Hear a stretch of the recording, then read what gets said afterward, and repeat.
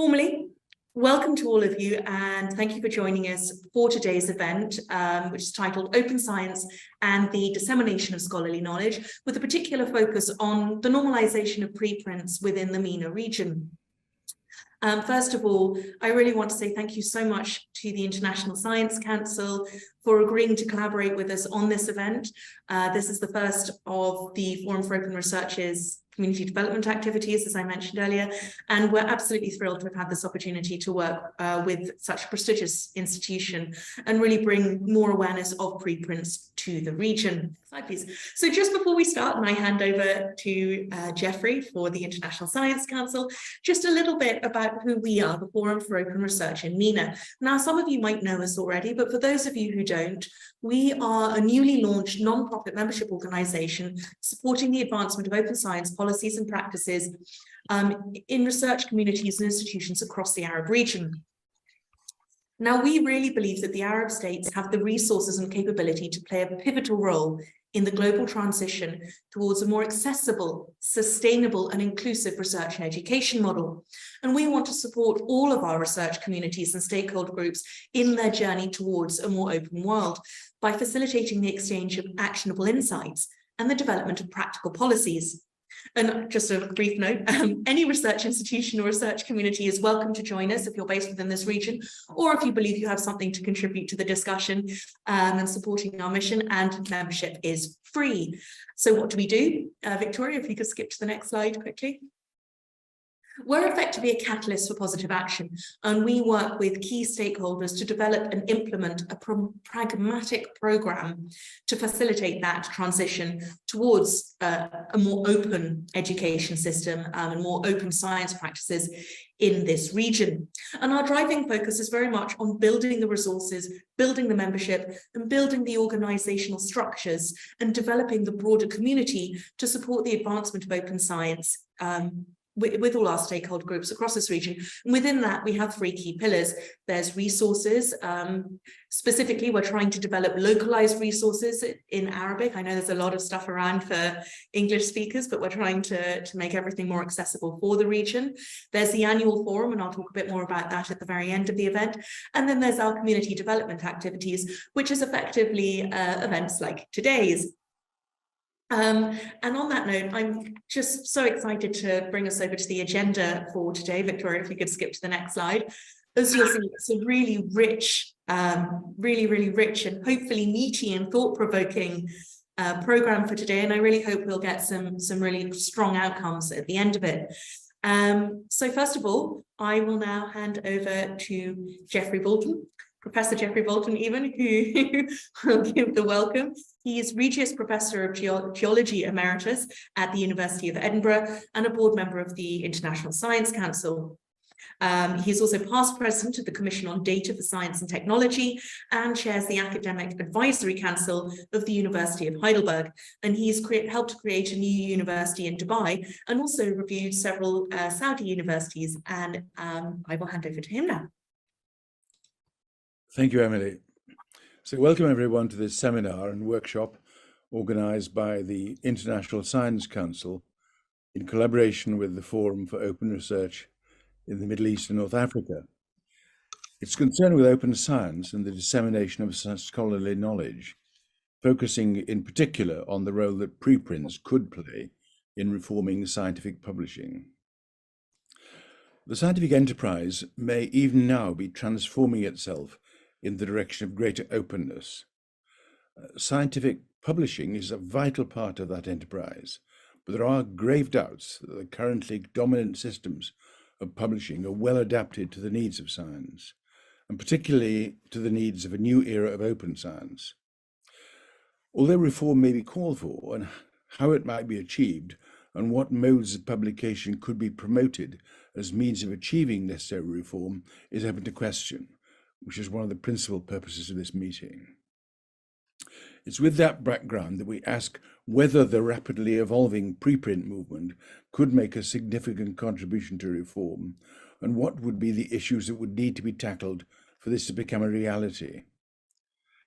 It's important to recognize that any changes need to satisfy the priorities of researchers, those who fund them, and the universities that are the dominant employers. It's also important to note that that one size does not fit all. Different disciplines in different regions have different needs. The starting keynote address, is by Ismail Serageldin, who will place these issues in a larger tapestry of the development of science and scientific thought, a historical context that is vital if we're to understand the large issues that need to be addressed. We could find no better person to do this than Ismail Serageldin. He is one of the Arab world's foremost intellects, the Emeritus Librarian of Alexandria, and was founding director of the Bibliotheca Alexandrina. He's made significant contributions to many important international causes and has been a strong advocate for science. He was an important and an early inaugural patron of the International Science Council, and his lectures have frankly become legendary. Ismail, the floor is yours.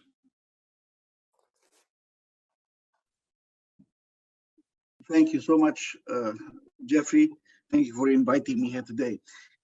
I am very committed to the idea of open science. And as you know, you and I have also worked on the African Open Science Platform with many Hotso and many other colleagues. But let me just go through what I want to cover today in my address to you. I'll start with a prologue, which is really a bit of history, and then come to our changing world, why I do believe indeed that the time for open science is here, and how preprints will play a big role, and then end with 8 fundamental principles that the International Science Council has articulated. So if we start with the 7 pillars, how science is practiced and how it advances, well, we start with the empiric method, the validation of ideas, cumulative advances, access to work of others, and recognizing priority of discovery. And then interaction with the new technologies has become fundamental, but we're still back in the issue of publishing.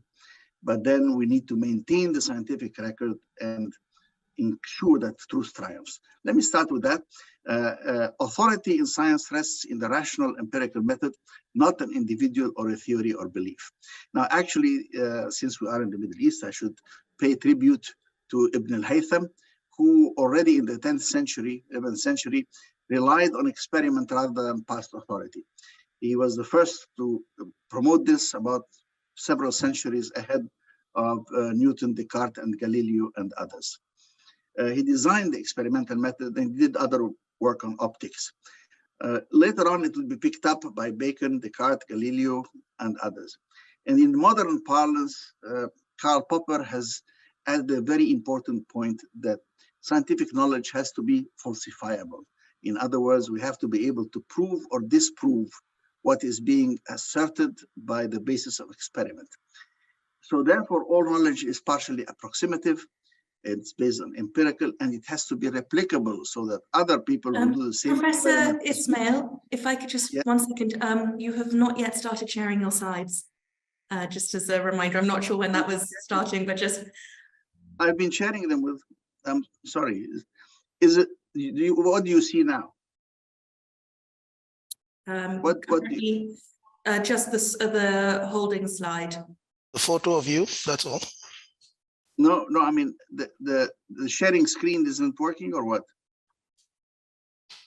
Victoria, can I hand over to you for this? If you see the slide, therefore it must be, the sharing screen must be working, right? We're not seeing your slides. Yeah, we don't see your slides, Ismail. Okay, let me try this again now, like that. Yes, is that now visible? Is that my slide visible? I think it's coming. Yes, it's there. Yes. Now it's your first slide, your introduction. Okay, that's just the opening, the title slide. So this is my outline and prologue, which I mentioned with a bit of history. And I said that these are the 7 of how science is practiced and advanced. And I started with the empiric method. And can you see this is now changing? Yes.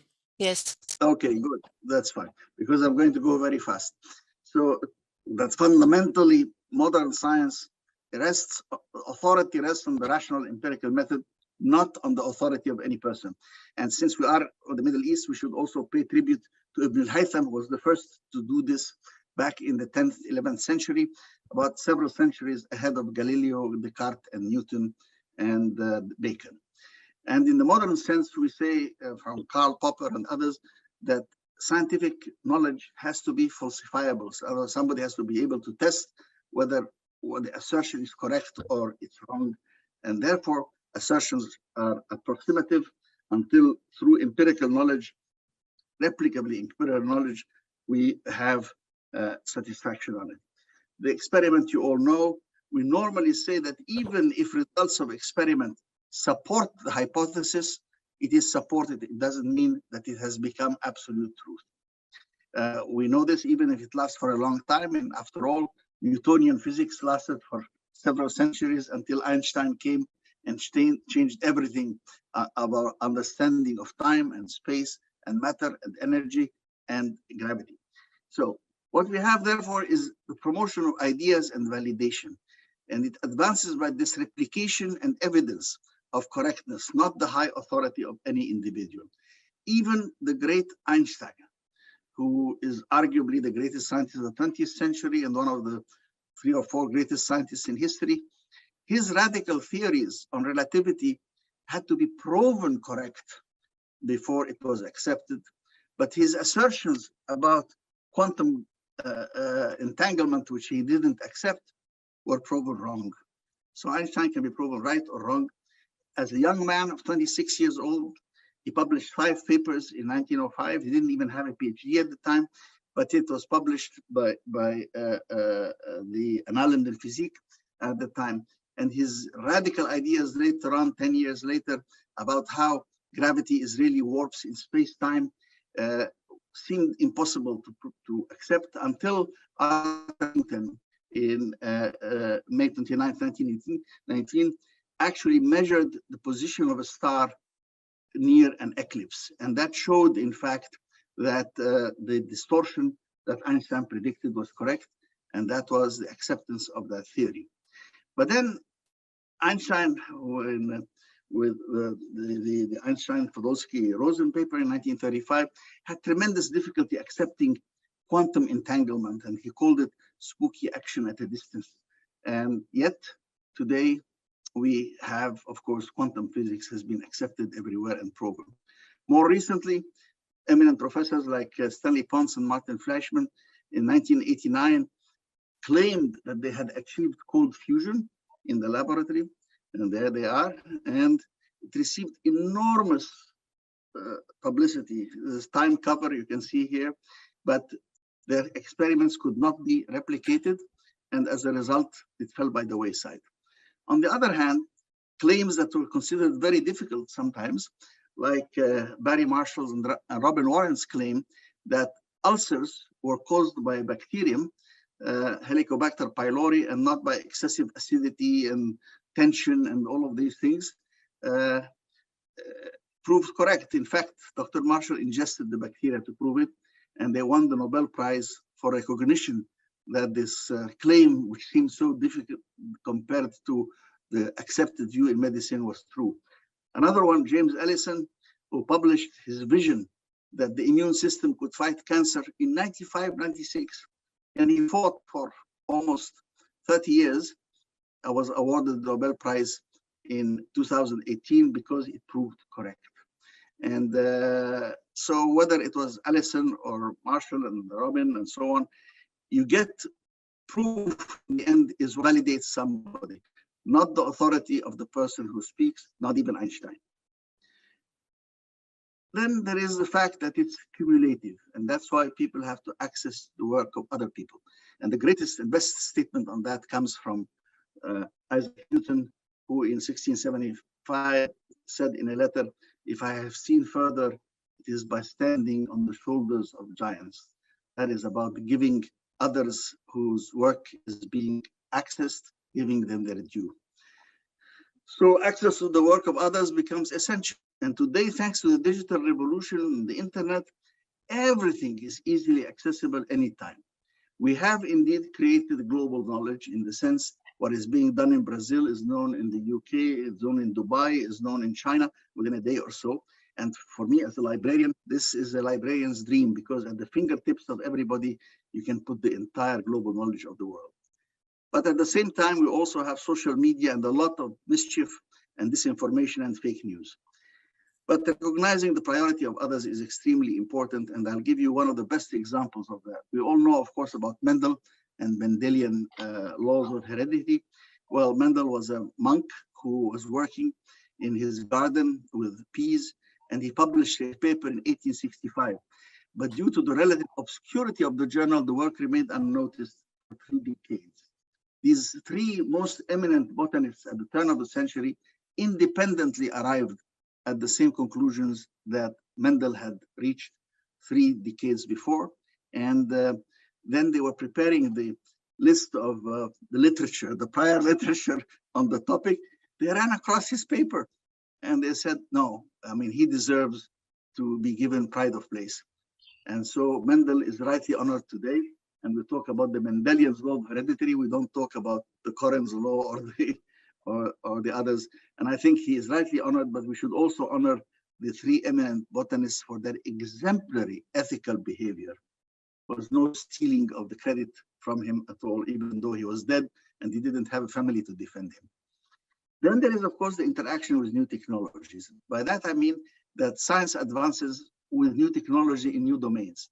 Just imagine the invention of the telescope, of course, and the stories of Galileo. Newton invented the mirror telescope, and then all the way to the Hubble and the Webb telescopes today, they have revolutionized a lot of the work we did in astronomy. The microscope changed, of course, a lot of science. And today's multiple revolutions, the internet, ICT, biology, artificial intelligence, and so much more, are opening up new avenues that didn't exist and that are resulting, as an important point for where we're going, in a very fast pace for the development of science. Now look at artificial intelligence of AlphaFold did for protein folding. Now this is the way a protein molecule looks like. It's incredibly complicated, and misfolds can have major impacts, as we learned at the time of the mad cow disease issue. But fundamentally, it used to take years of graduate student time to develop the 3D perspective on a single molecule. And today, the AlphaFold was able to do this incredibly complicated stuff very, very quickly. In fact, so quickly that we did 200 million protein molecules, all those known to science, in 1 year. So if you can imagine all of these, if one would have taken, say, a few years from a graduate student, let's say 5 years, that would mean that the artificial intelligence did this task in 1 year for 1 billion years of graduate student research, 200 million molecules. And that shows you what's happening and the pace of change in all domains of science today, and why we must need to be accessing this as it happens in more or less real time. And then we have to ensure that scientific record is there for who did this first priority, who did builds on whom, and the ability to retest everything that everybody does. In the past, it used to be that scientists were subject to authority. In 1963, Galileo had to stand and recant, and otherwise he would have probably been burnt alive. But as he said, it still moves. But then over the long haul, and certainly in the last few centuries, over the long haul, science prevails. Charles Darwin and the battles that occurred from the 19th to the 20th century in that is real. And so today we say, well, the internet and social media have created misinformation and disinformation and fake news. But guess what? This also existed before, and we'll come back to that in a moment. But so today people are attacking science and important public information, and the scientists have to respond to that, and therefore they have to have access to the latest and most important information. Now, what's that? That's not new, because the public press, which grew along with literacy throughout the 18th century, played a role in science. Before we got distinguished newspapers like that, we had a lot of crappy newspapers who were saying anything and everything. So think of Edward Jenner, who, as you know, took cowpox to make vaccines against smallpox. And he was successful, of course, in that. And look at this cartoon from Punch in 1802, attacking, there's Jenner doing a vaccine, attacking him, and look what is showing. People are growing cows out of their bodies, coming out, telling people that if you take the vaccine, this is what will happen to you. Not very different from the current anti-vaxxers that you hear. But that is why science tried to create true resources, the credible resources. We had the learned societies, and the learned societies created scientific journals, which along with books became the fundamental means of communicating science and maintaining the scientific record. But in fact, what happened is that these peer review process was there to protect the quality of the work, but it gradually created different problems. We have institutional barriers to access. We have incomplete backing for scientific claims. Just the conclusion is published, but if you want to recheck the data that's behind it, you can't do it. And now we know that the data is extremely important. So the data and analysis, and we need to have access to them. But then above all, there's also been a very slow transmission from author to public. And we felt this very clearly at the time of the pandemic. So we need to deal with all of this and recognize that in our changing world, we are no longer bound by the boundaries of any nation, that we have communications among scientists across the whole world due to the internet. Global knowledge is there, as I mentioned before, and we have also converging new sciences emerging that therefore require a different perspective on the disciplinarity of the publications themselves and the ability to do that. Now, all of that is really wonderful because it's expanding our brain's reach beyond anything our parents could imagine. And we can see digital technology solutions which are way beyond anything that anybody had before. Now, science publishing still has major problems, including 4 major problems I highlight here. The reviewers see the published conclusions and underlying data, and many cannot be invalidated by attempted replication. The data sets are very important conclusions themselves, very valuable resources, but they're not available. And much of the material is inaccessible to many due to paywalls and other obstacles, which should not exist. And the process of publication has become way too slow given the past pace of modern times. And so the science community responded to that by launching the open science movement. What is the open science movement? Well, it's been around for a while, and Jeffrey Bolton is one of the great gurus of that. It's a movement to make scientific research data dissemination accessible to all levels of an inquiring society, whether they're amateurs or professionals. And this is made possible because of the ICT revolution. So you have open science is all about open data, open source, open methodology, open peer review, open access, etc., etc.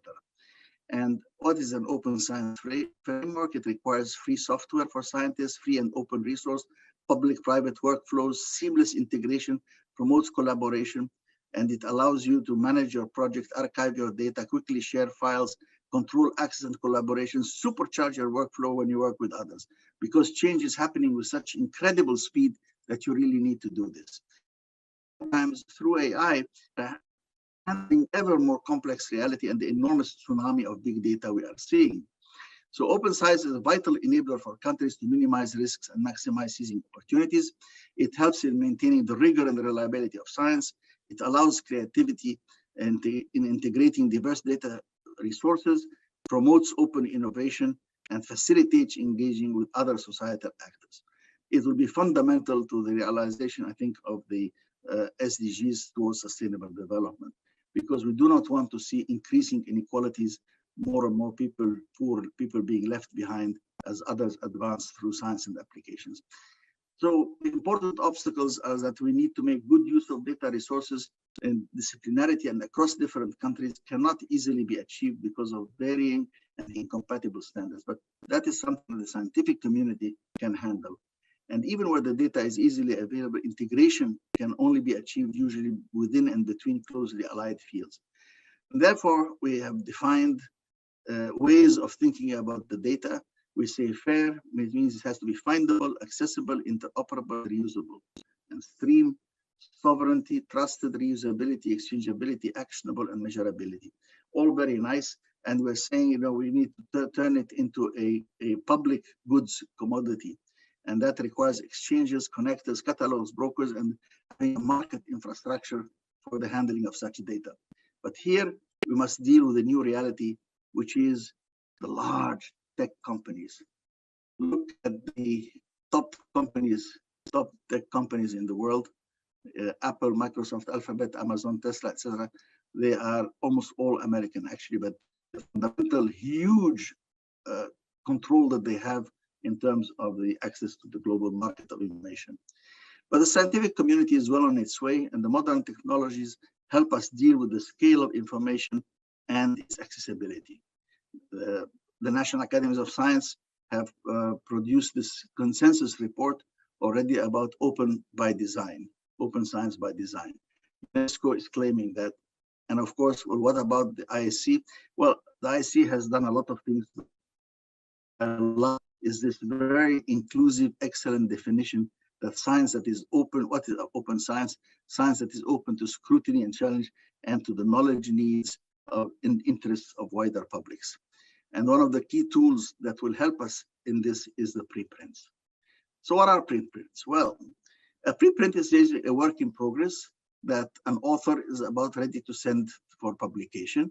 Then usually you go through a review process, and then it goes to a post-print, which the author gives to the manuscript to the publisher, and then the publisher publishes it. So we are saying, can we not see what is happening here? In open science, we should, because the review peer process should be part of the open process before it gets published. So preprints have always existed, but they've been buried in the publication process. They've been hidden from the public in this cycle between the author, the peer reviewers, and the editor. And that needs to be changed. And I think that's part of what we need to do. Let me see here. This is the current situation right now. You have a scientist who produces a manuscript, who sends it to a journal, and then the editor can reject it, in which case the scientists have to start all over again, or he sends it to peer review, and the peer reviewers then comment to the scientist, who then submits it again until it comes out in publication. Well, the preprint would say that the scientist, the manuscript, then it goes to a server, and the server makes it that's a posted preprint, so the public can see that, while the journal submission can continue the way it is. So in essence, we are not removing anything from the formal publication if we want, but at least we're opening up the process which used to be hidden from the public view to be available to the public view and allow us to have a very quick access to the results as they're going on. Preprints, if you will study this diagram later on, they really promote open science, support open access, allow revisions, allow corrections, increase transparency, accommodate negative results, promote diversity, and support the careers and funding as we go on. And at the same time, they enable a community review, which is not usually available otherwise. And this is really an important step towards having all knowledge to all people at all times. And what does the ISC say about that? Well, based on its values, principles, and critique of the existing conditions, the ISC has articulated 8 important positions. 1, access. That there should be universal, prompt, and open access to record of science for authors, readers, no barriers, or particularly those on ability to pay institutional privilege, language, or geography. That the possibility of reuse of the information should be available. There should be no licensing obstacles to that. And application of the modern methods of knowledge on past information is important. Then peer review must continue to be a fundamental part of the scientific process. But then access to data, we talked about fair and stream, here it is again. And then access of future generations to the record of science. That cumulative record of science with the tsunami of information that we're now dealing with has to be ensured that it's available and open access for future generations as well. And you saw that, for example, in the example of Mendel receiving recognition 35 years after his publication. Efficient publication, adaptation of the publishing system is important. We cannot allow our publishing systems to remain embedded in the past technologies of past centuries when the new technologies are doing so much for us. And 7, our publications should use the new technologies. It's the same argument. And finally, governance. the governance of the processes of dissemination of scientific knowledge should be accountable to the scientific community. Right now, that is accountable to major commercial enterprises, technology companies, whose primary responsibility is to their investors rather than to the public good. And so, my friends, I think I can't tell you exactly what's happening tomorrow or the day after, but I know that if we all work together to make all of this a reality, there is so much that we can do for a whole generation and for the whole world. Thank you. Thank you so much. That was absolutely fascinating and a really comprehensive overview of what is a very complex topic, and one that I think a number of myself and a number of our delegates are very keen to know more about, which is why we're here today. So please do start entering your questions in the chat down at the bottom, and I will be reading them out. We already have one. Someone was incredibly keen and jumped in quite early on in the discussion. So someone would like to know, in what way has ChatGPT and deepfake affected the quality of data? Do we have more fake news and more false data, or do we need more rules to regulate the data generated? A very hot topic question for you now. You want me to answer that? Yes, Shall I answer that? Yeah, no, ChatGPT is a very different thing. There are purposeful groups that are spreading, for example, information against vaccination, against genetically modified organisms in plants, etc., which are all false. But they have even their own sites and their own resources to do that.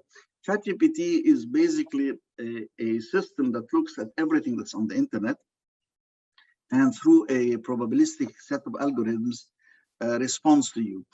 As you know, if you write, for example, in an email or an SMS, you start the word and then the computer will complete it for you. It will complete it for you based on probabilities from other things that you have written before, and that it recalls, and it tries to find the one that is most likely. Well, it does this, ChatGPT does this on the whole internet, and therefore it can put together sentences in ways that look almost human in every possible direction. But it is not the same as getting a false, purposely misinformation. They can probably give you good information as well. But fundamentally, personally, I prefer the search engine of Google, let's say, over the search engine of a chat box, because the chat box pull different things and its own interpretation of what it found, whereas Google allows me to see all the relevant topics, and I can choose the one I want to go to, and this allows me therefore to go to the trusted sources that I can get the full information from. No, I agree. I know a number of people recently. I've seen a number of my friends are librarians and scholars, and they've been getting some astounding fake things coming through. The authoritative tone of GPT it really is quite convincing until you do the underlying research and realize it's made up completely fallacious publications. So we've got a couple more questions here. ChatGPT is obviously a hot topic and everyone's very interested in it now. So Dr. Ismail, some people have presented papers with ChatGPT as a co-author. Do you think this is an ethical method of publication? Well, to the extent that you can rely on getting an editor to help you improve your English, or a research assistant to help you with finding sources, and you may or may not give them appropriate credit on the paper, that is fine. On the other hand, so ChatGPT can help you present material, usually in a fairly simple fashion, but it's very, very capable of mimicking a human response. And that's what I think has taken it to a totally different level from what existed before, and has even given people the feeling that it might be sentient, might have its own feelings and so on.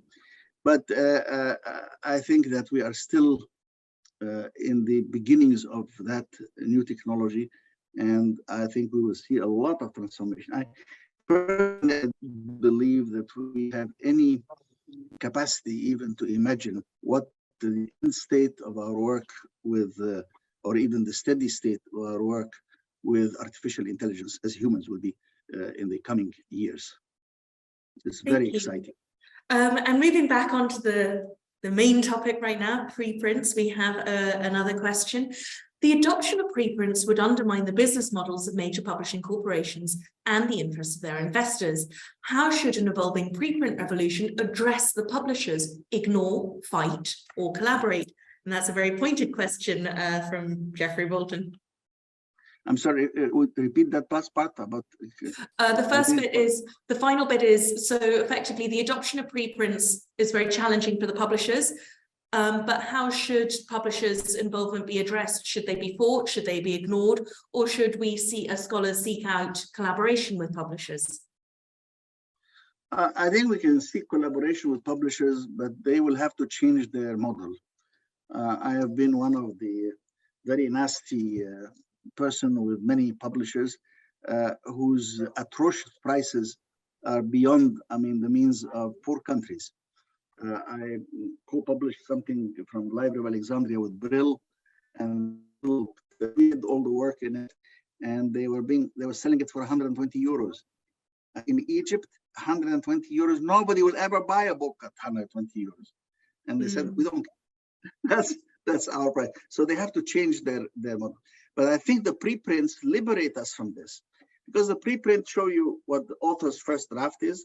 It shows you the debate with the peer reviewer, and then what the final paper will be like. But you get to see the process from the beginning, and that sometimes takes as much as a year. So for example, during the pandemic, the keeping up with the new studies and research was extremely important for different people all around the world, trying to formulate public health policies based on whatever was the best available data. And the sharing of that information immediately on preprints became extremely valuable. Thank you. Questions are coming in thick and fast now, so I'll just run through the list. Another question. How will we control fake science being published through preprint? Who will organize the peer review of the preprint?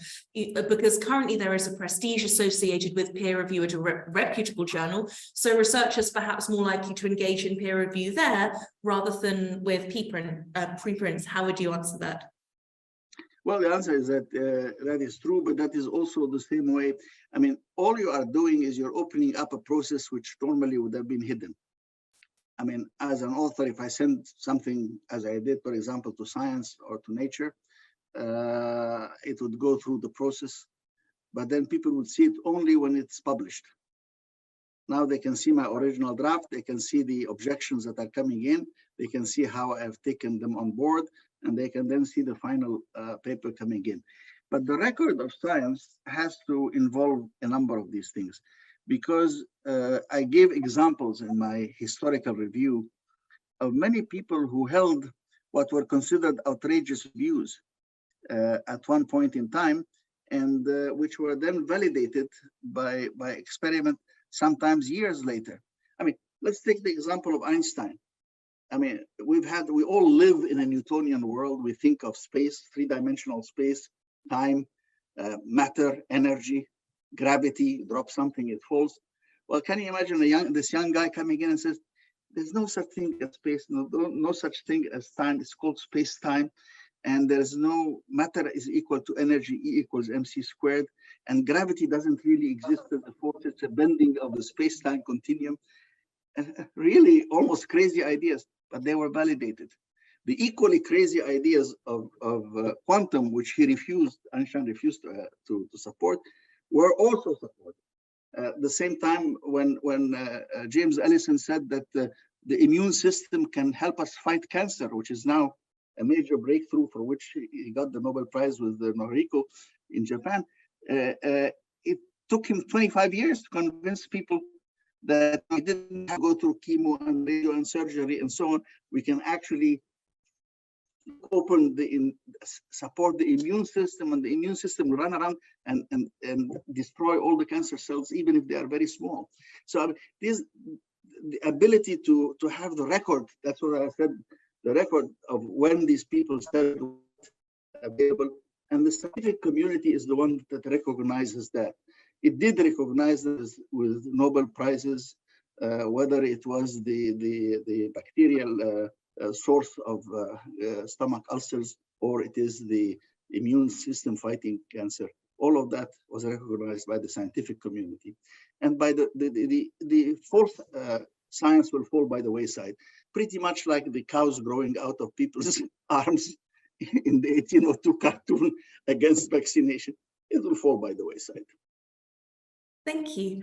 I think we have time for one or two more questions. So if you have any more questions, do chuck them in into the chat quickly. One more coming back to ChatGPT again. I guess we shouldn't be surprised that it's very popular today. Yes, it is. How would it provide the right citation without having access to paid scholarly resources? Does it need to deal with publishers? I'm not sure if this is wholly on point, but it is a question, so we'll just pass it over to you just in case. I think I understand what they're trying to say. Since the ChatGPT really looks at everything that's available on the internet, it will find some anti-science stuff as well as the science stuff. And where will it, how will it pick up what to accept and what not to accept? Well, there are algorithms for that. It's basically based on a probability function. In other words, it looks at a series of things and connects them with what is most likely to be the right thing. And to the extent that we can validate, and on the same equivalence of search engines, we validate particular websites, for example, for their value and their recognition. For example, if you do a search on something on Google, most probably Wikipedia will be, if not number one or number two, maybe within the first 5 items that will be identified. It's recognized as a trusted source and so on, so do other places. So the ChatGPT will probably, and that's the key point, will probably give priority to better information. But it may every now and then do a crazy thing, bring you in a conclusion that's totally unexplained. For example, there was a question posed to a ChatGPT: is a pencil heavier or a toaster? And it said the pencil is heavier. Very strange. For something that can write a full essay, how can it make a mistake like that? So there are little things that we still don't know. But it's a new technology. So I'm saying, no, wait 5, 6 years, see what's going to happen. It's going to become marvelous, even more marvelous than it already is. Thank you very much.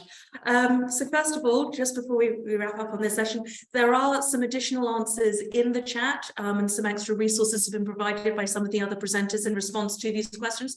So if you have any other questions, have a little browse in the chat as well. You might find something useful and of interest there.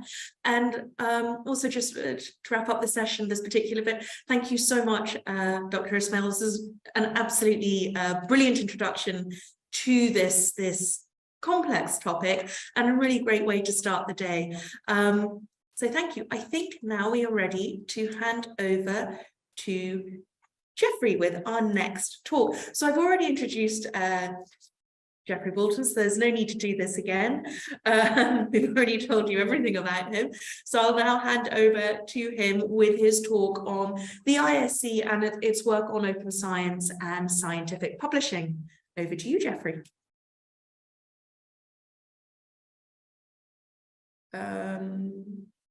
He seems to potentially frozen.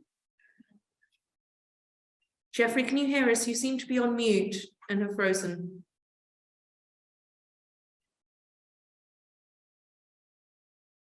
Can you hear me now? Yes, there you are. Hello, brilliant. Thank you very much. Okay. I will turn off my camera and mute myself and hand over to you. Thank you. Thank you very much. Can you put on the first slide? I see it's there. Good. So I'm going to add a little more detail to the terrain that Ismail has just so eloquently mapped out, and particularly stressing the roots of open science and the crucial connections between open science and publishing, and why so-called preprints could play a fundamental role in open science in future, whilst also satisfying the 8 principles set out by the International Science Council and described by Ismail. Can I have the next slide, please? The means by which ideas, information and knowledge are transmitted are fundamental to the advancement of human societies. I illustrate here 3 critical staging points in the evolution of this process. On the left, an example from Europe of invention of cheap printing in the 15th century by Gutenberg, which made books and texts more widely available, leading to a great regional expansion of education and fundamentally influencing government, business, trade, and even, it's said by some, religious observance. In the middle, I suggest the next staging point, the first development of open science, represented by the publication in the late 17th century of the first scientific journals. The private world of science, based on personal letters, had become the public world of science, based on publication, accessible to those able to pay a subscription and receive a parcel with a journal. Crucially, the editors of these new journals also require the evidence on which truth claims were based to be concurrently submitted. These two, publication and evidence submission, enable distant authors to correspond and create a community of interaction that exposed truth claims to scrutiny and created a chain reaction that has stimulated the explosion of science over the last 300 years. The third knowledge revolution, of course, is the digital revolution of recent decades, which I'll expand upon later. And then the next slide, please. The open science revolution of the 17th century progressively led to 2 essential processes that made science a special form of knowledge and became the basis of its value to society. Firstly, that knowledge claims and the evidence on which they may be based are made openly available to be tested against reality, logic, through the scrutiny of peers. And secondly, that the results of scientific inquiry are communicated promptly into the public sphere and circulated efficiently to maximize their availability to all who may wish or need to access them. Go ahead to the next slide, please. Perennial scrutiny is a core value of science. It can invalidate, but it can't validate. It's the basis of so-called scientific self-correction. New truths, and I hope you can hear the inverted commas, are provisional. And here quotations from Einstein, from Koestler and Brecht powerfully stress this attribute. I particularly like the Koestler comment. Can we have the next slide, please? One of the requirements of the 17th century journal editors was that their correspondents must submit the evidence, that is, the data that were used in their truth claims. It's been essential to the organized scrutiny of science and its power of self-correction, which is the source of its value, and eloquently evidenced here by 2 of the great scientists of the 19th and the 20th century. Next slide, please. The third knowledge revolution was unlike the previous 2. They were slow and regional, whilst the digital revolution of recent decades has been fast and global.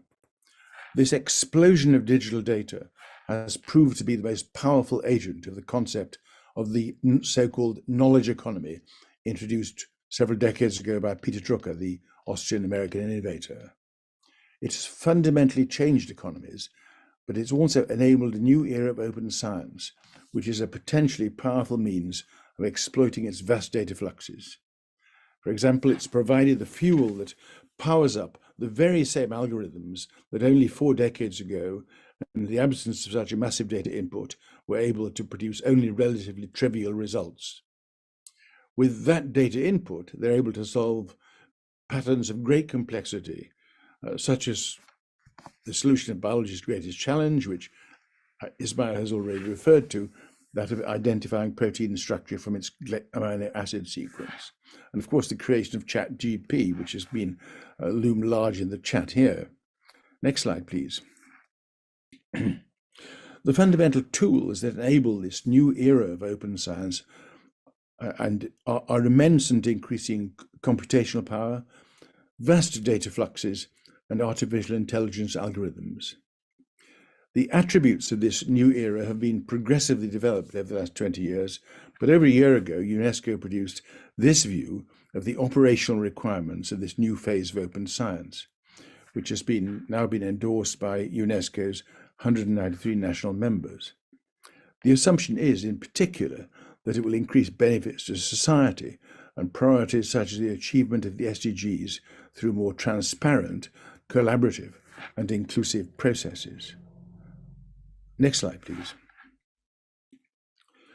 This slide encapsulates the ISC view of modern open science.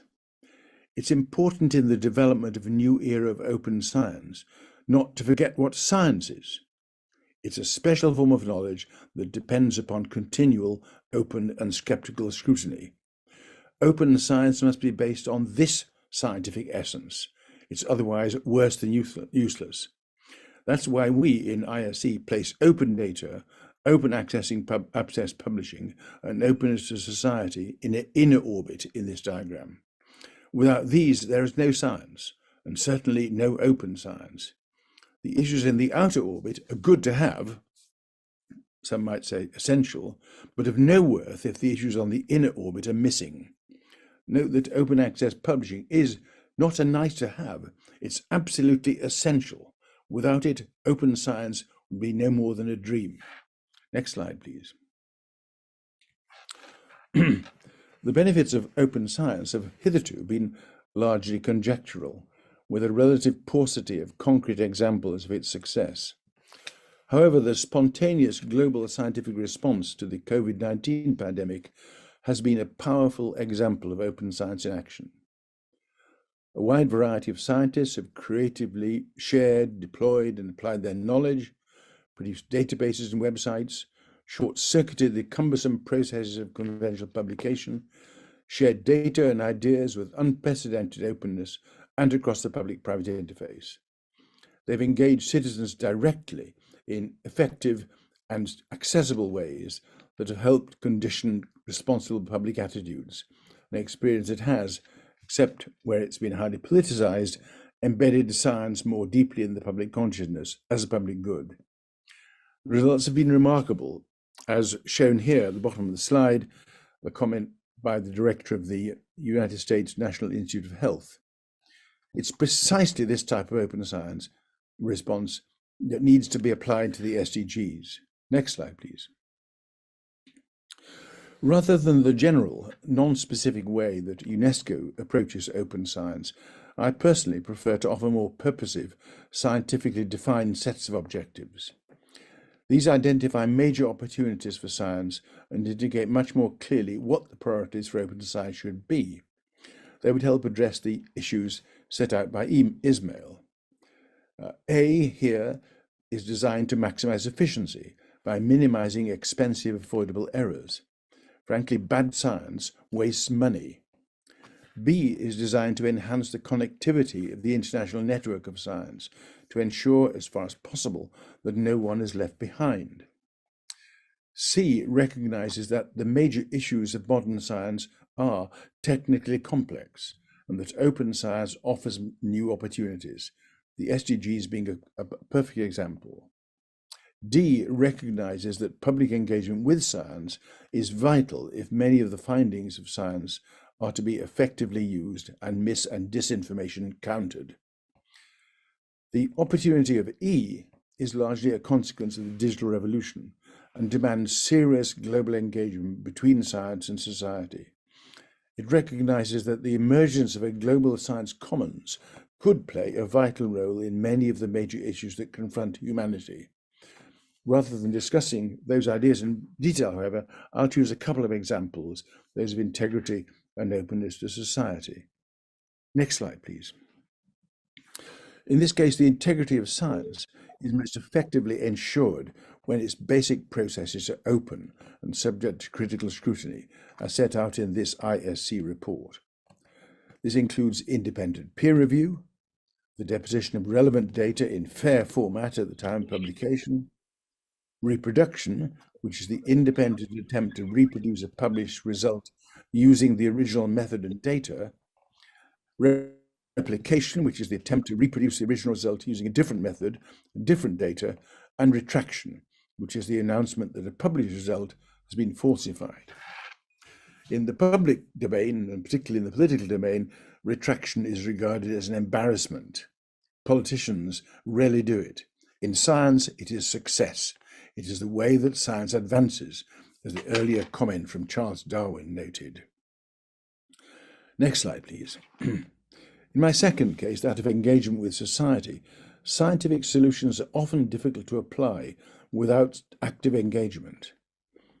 As shown in this slide, the openness to society pillar of open science is crucial. It depends on the co-creation of relevant knowledge by scientists and stakeholders at whatever level that is needed. This, of course, poses a problem. Dominantly bibliometric evaluation systems tend to incentivize only one mode of doing science, the publication of papers, to the detriment of other equally important modes. Conventional publication is largely part of a conversation between scientists, not between scientists and the public. Largely because scientific publications are usually so complex as to be of no value or little value to non-scientists. Excuse me while I take some cold coffee. So it's vital that engagement with society is incentivized, something frankly that is unlikely to happen until we reform bibliometric evaluation. Next slide, please. In conclusion, I'd say that all of the preceding opportunities for open science depend on an efficient publication system, in which efficiency means serving the opportunities that I've just outlined and the principles set out by Ismail. Next slide, please. The reason that the system has become inefficient in delivering science as a public good is that we, the scientific community, have permitted a publishing monopoly to develop that is dysfunctional in delivering what science needs. The system depends on retaining the attributes of the former print and paper system rather than exploiting the digital processes that have produced major increases and savings in almost all other industries. Science publishing is almost unique in increasing prices even as costs have fallen, because of what the system's inventor, Robert Maxwell, described as a perpetual financing machine. These processes were analysed in the ISC report that you see on the left, Making Scholarly Publishing Work for Science in the Digital Era, whilst the nature of the business models and the threat they pose to the future of science are analysed in the report to the right. Next slide, please. The final slide. The question is, how can we reform scientific publishing to the benefit of science? The image on the left is of an ISC report that identifies how the rapidly evolving open preprint movement could be the basis on which such necessary reforms could be created. Preprints mounted on institutional or independent not-for-profit servers, to which continuing peer review function could be added, would offer speed, affordability, greater functionality, and be more responsive to the needs of the international science community and to the development of open science, and will, I think, be discussed by Luc Drury in the next session. Preprints would also help us to escape from the restrictions of the current journal system, where giving articles a more independent life rather than be contained within journals. They would be identified through a record of versions rather than being fossilized in a static journal-based version of record. The term preprint would no longer be appropriate. It would be something like an independent scientific article. This, then, is the way the International Science Council is attempting to stimulate change in the evolution of global publishing systems to maximize the potential of an open science future. Thank you very much. Thank you so much, Jeffrey. That was absolutely fascinating. I really liked in particular the idea of, well, more the sort of natural segue from the fact that publishers are selling reputational prestige rather than prioritizing academic rigor, and then the solution that is very much to go to the sort of independent scientific articles. So thank you, that was really great. Opening up the floor, we've got time for a couple of questions, so if anyone has any, please do add them into the chat. while we wait, and hopefully people will feel a little less bashful and ask some questions, I have one for you, Jeffrey. How long did it take the ISC to form that sort of tiered structure of, the nice to haves and the essentials? And was it something you organized like with a small coterie, or was it through a series of events like this, a sort of community collaboration? Well, it's important not to think of this exercise being an ISC exercise. It's a scientific exercise. I mean, these sorts of ideas began to explode really in the first decade of the present century. I've been involved in one way or another for about 10 years, since the Royal Society in London started to pick them up. The ISC then pulled these strands together, starting about 4 years ago, in recognizing that as a newly created organization from pre-existing ones, that what it must do is pick up some of the crucial issues of modern science, of which open access and open publishing and open science are crucial ones. So I don't think one should overemphasize our role. Our role, in a sense, is being focusing what's already happening in the broader scientific community, rather than simply being a separate monolith which creates its own version of the world. What we must do, we cannot do otherwise, and that is we must call on the excellence of the scientific community worldwide. The flow is from that broader society to ISC, and then a flow back, if you like, in a more coherent and distilled and refined. In the absence of other questions, I'm going to be sneaky and ask one more, because I'm very curious about this. How, obviously, it's come up a couple of times in the Q&A previously, and it's obviously one of the big issues around preprints, is particularly if one was to shift to that more independent academic article, sort of independent, standalone, unaffiliated with journals or publishers sort of concept. How does one ensure that every article does receive a fair peer review, that there is a steady stream of reviewers available? Obviously, reviewers are becoming increasingly scarce in a lot of subject fields. I know delay is one of the problems with publishing more generally now, with academic publishing. There are some very long delays for some subject fields and some specialities. So how does one ensure that what gets instantaneously onto the preprint server in order to maximize accessibility is not allowed to disseminate false reviews from people who might read it and not care that it hasn't been openly reviewed yet? How does one prevent that sort of thing? Sorry, I appreciate that was a rather garbled question there. Well, it's given me an opportunity to focus on peer review, which is an enormous issue and widely misunderstood. And currently, peer review is crumbling under pressure. And the reason it's doing it is that we have something like 5 million papers published a year, a large proportion of which are supposed to be peer reviewed. Do you happen to know that the average number of letters that approaches to peer reviewers that need to be made, the average number by every journal is 70? Yeah. The weight that puts on the scientific community of contributing to the profits of the publishing companies is enormous. It's been calculated that something like 3.5 million hours a year are spent on peer review, very badly organized peer review.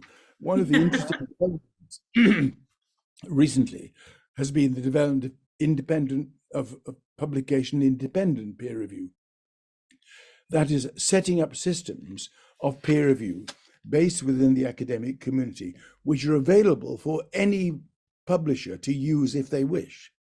In other words, they are reviews of the science and are there for anyone to use.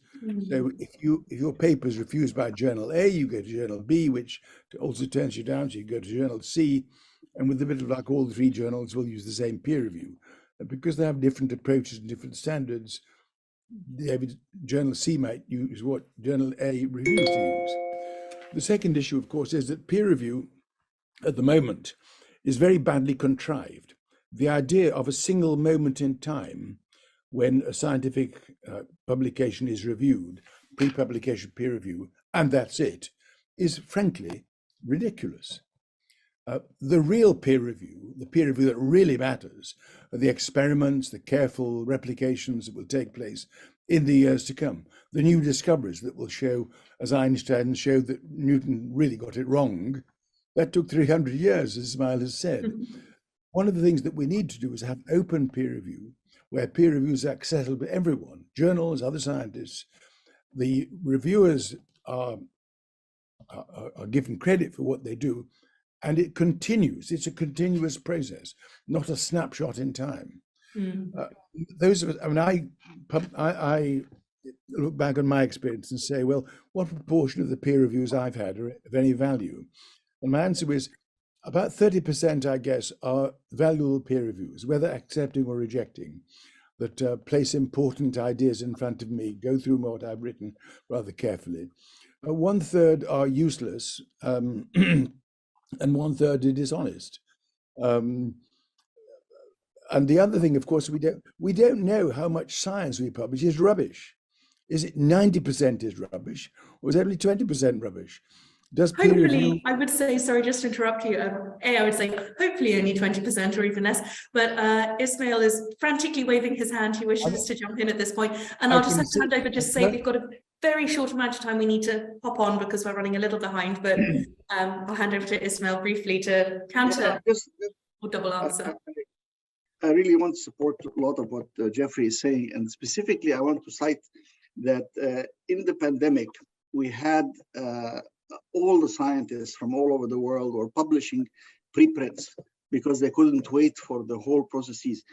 But when you have an important conclusion coming up, like, for example, there was a particular set of studies that were supposedly reporting things on data sets from a hospital system. And then it was found that the way these original data sets were problematic, and that set of studies stopped. This was during the pandemic. The reason I'm saying this is that, yes, there are a lot of things that are published, put on preprints, and some of them will be ignored for a number of years, and some of them will be good. But the most important ones that are challenging the policies that are ongoing will be the first to be looked at by a lot of people, including technical peer reviewers and including just colleagues who are peers, after all, who are reviewing the work of the others. And there is a self-cleaning that occurs very quickly.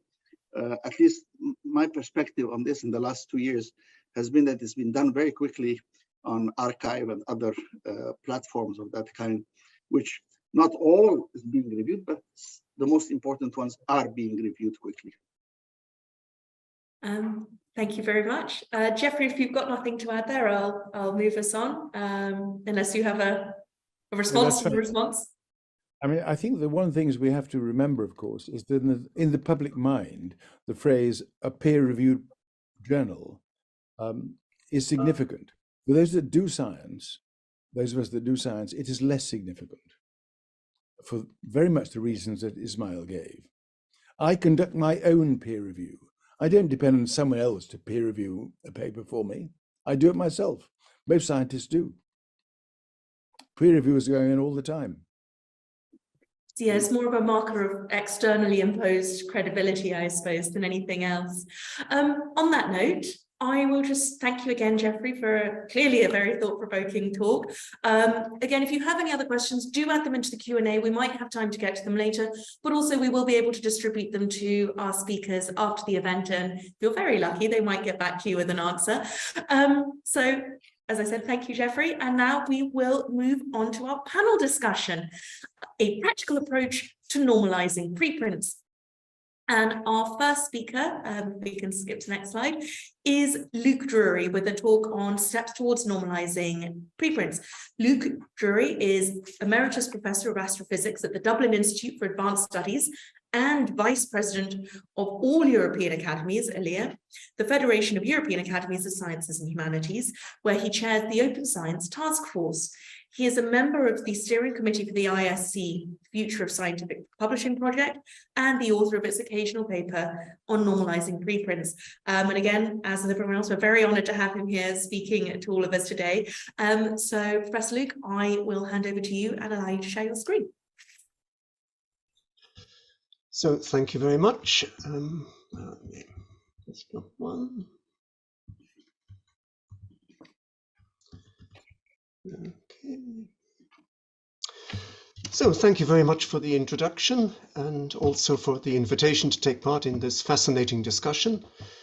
I want to talk a little bit about preprints and how they should be, in my view, they should be normalized. So let me just go on. I think it's helpful to start by breaking down what we mean when we talk about publishing. What we tend to do is we tend to conflate what I think are three really quite distinct activities. The first and most important one, perhaps, is sharing data, methods, ideas, theories with our wider peer community, our fellow colleagues in science around the world. And in some sense, this is what the original meaning of publication, it's making public. The second, which has been emphasized in the preceding discussion, is the critical evaluation of these contributions by our colleagues, leading to assignment of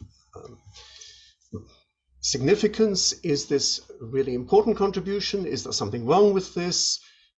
Is it a significant advance or just a basic slight improvement? So this is the peer review component. And finally, and this will resonate perhaps with Ismail as a librarian, there's a very important aspect, which is the long-term archiving, the cross-referencing, the cataloging. I mean, a warehouse full of books is not a library. A library is generated by the metadata, which allows you to find something in it. So cataloging, cross-referencing, indexing, long-term archiving for the future is something that actually needs more resources than it is currently getting, in my view. So these are the three components of publishing. And really, as has been said before, it is purely a legacy of the technology of paper-based printing with movable type that has caused these three different things to be lumped together in what we call the scientific journal. But now we're now working in a digital age where we have much better means of doing these things. And frankly, the scientific journal does none of them very well. And we can and should, in my view, separate these and use appropriate tools for each of these three different things. So first of all, how do we share information with our colleagues? And the answer here has been for 50 years that we use preprints.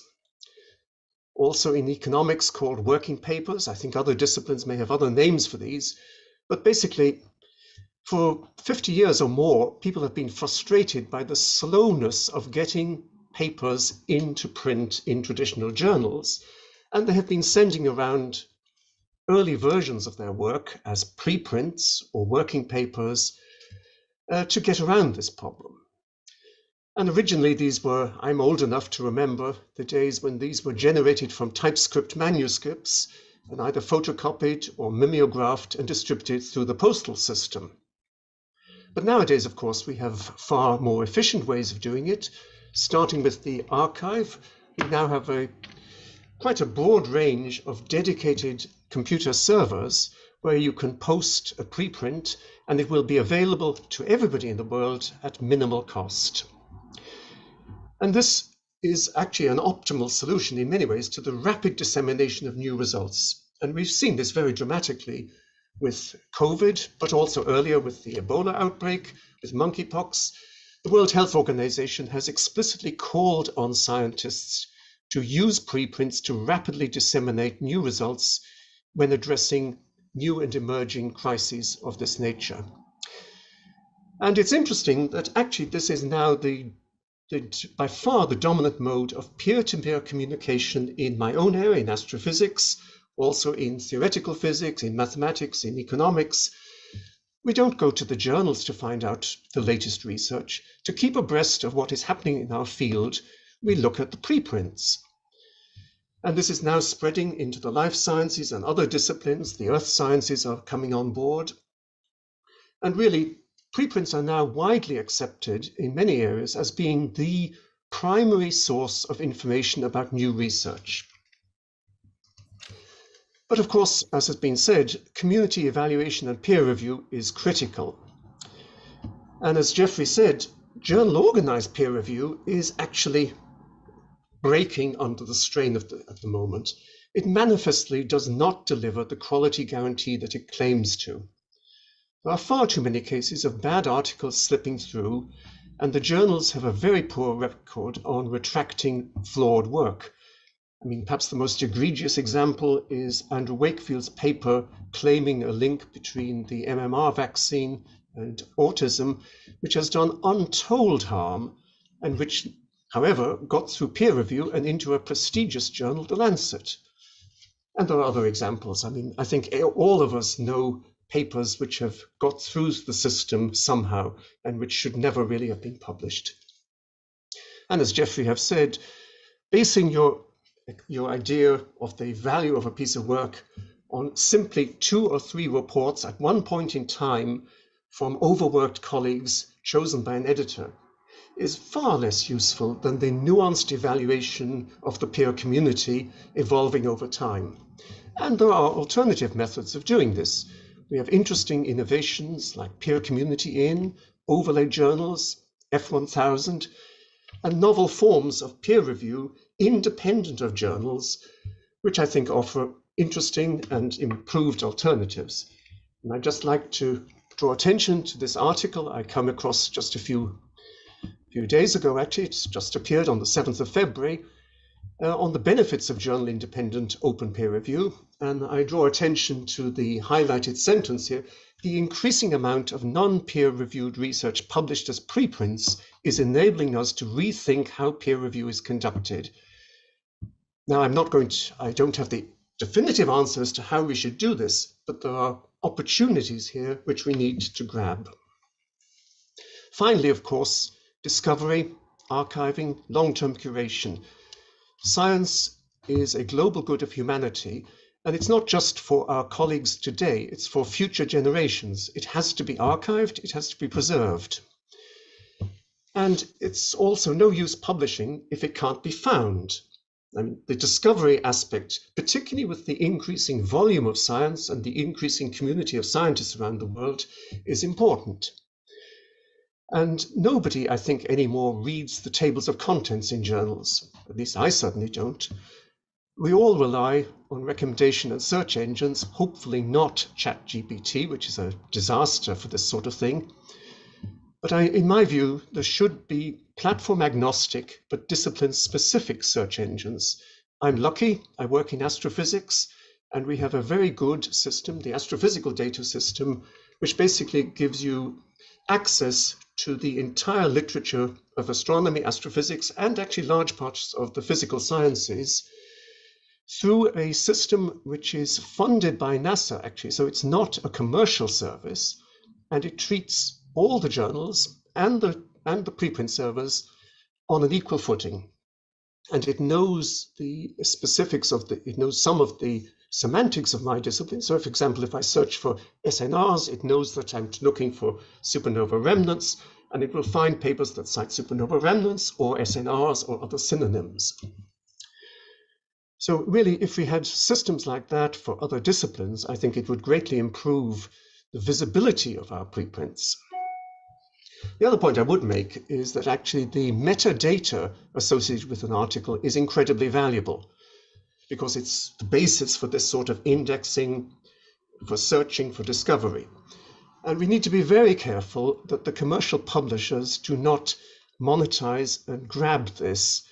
And it is very important that as far as possible, we keep this in the public domain. So initiatives like OpenAlex, Crossref, ORCID, etc. should be supported. It's our job as scientists to try and keep this information available to everybody. And as I remarked, I think long-term curation of digital content is seriously under-resourced. The New Library of Alexandria is a nice example of how we should think of this, as we should think, I mean, if I remember Ismail, he said it was born digital. And really, we need to have some global digital repository system similar to the great copyright depository libraries of the print era. So turning now briefly to just some of the advantages that I see for preprints. First of all, they do what they were designed to do. They enable the rapid dissemination of new research. And this is especially important in crises or fields which are rapidly developing. People sometimes say, if I post a preprint, my work may be stolen. Actually, I think it's the other way around. Time stamping by the repository is a very powerful method of resolving priority disputes, and it actually makes theft of results much less likely. We've all heard horror stories of bad journal reviewers who've delayed publication so that they can get their own papers into print earlier. Lightweight gatekeeping. Repositories don't operate full peer review, but they all have to operate some checks on who is allowed to post and what gets posted. You have to keep the cranks out. In the case of archive, you have to have previously published a paper on archive or be recommended by somebody who's done so to get onto it. And in rare cases, you can be banned if you post absolute rubbish. So there has to be some form of lightweight gatekeeping. It's not full peer review, but it will make sure that the repositories on the whole carry useful material. A very important point, of course, is that the operating costs of digital repositories are very modest and can be easily covered by third parties so that neither the reader nor the author has to pay. It's usually somewhere between $10 and $100 or euros per article, very much less than the costs of publishing in a paper journal. Rights retention, a very important point. All repositories that I know of require something like a CC BY license. They never ask for a transfer of copyright. The original authors retain the right to reuse their material as they see fit. And as Jeffrey said, it's important that a digital record on a preprint archive can be updated in response to community feedback and peer review. You have a record of versions rather than a static, immutable version of record, which is frozen in time.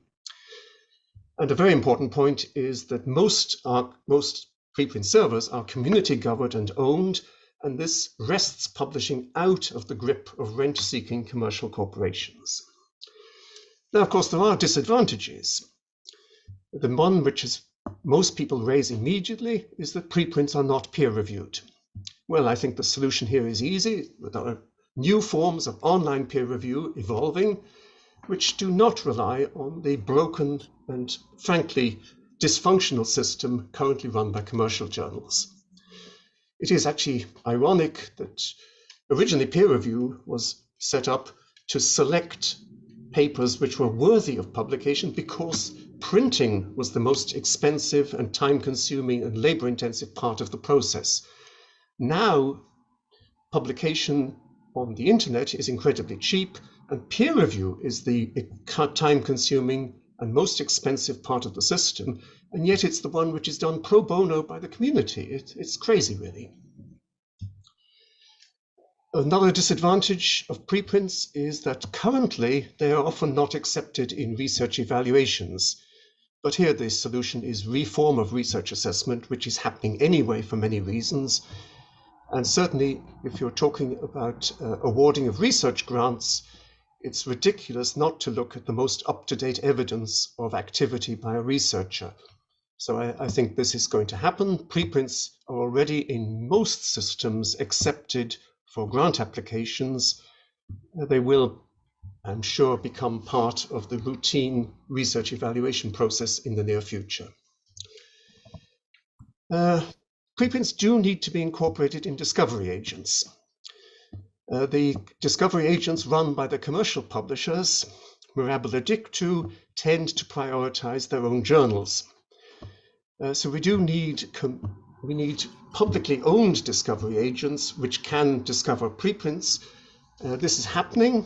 I think as preprints become more widely used and become more normalized, search and discovery agents, even those operated by commercial publishers, will have to adapt and cover them.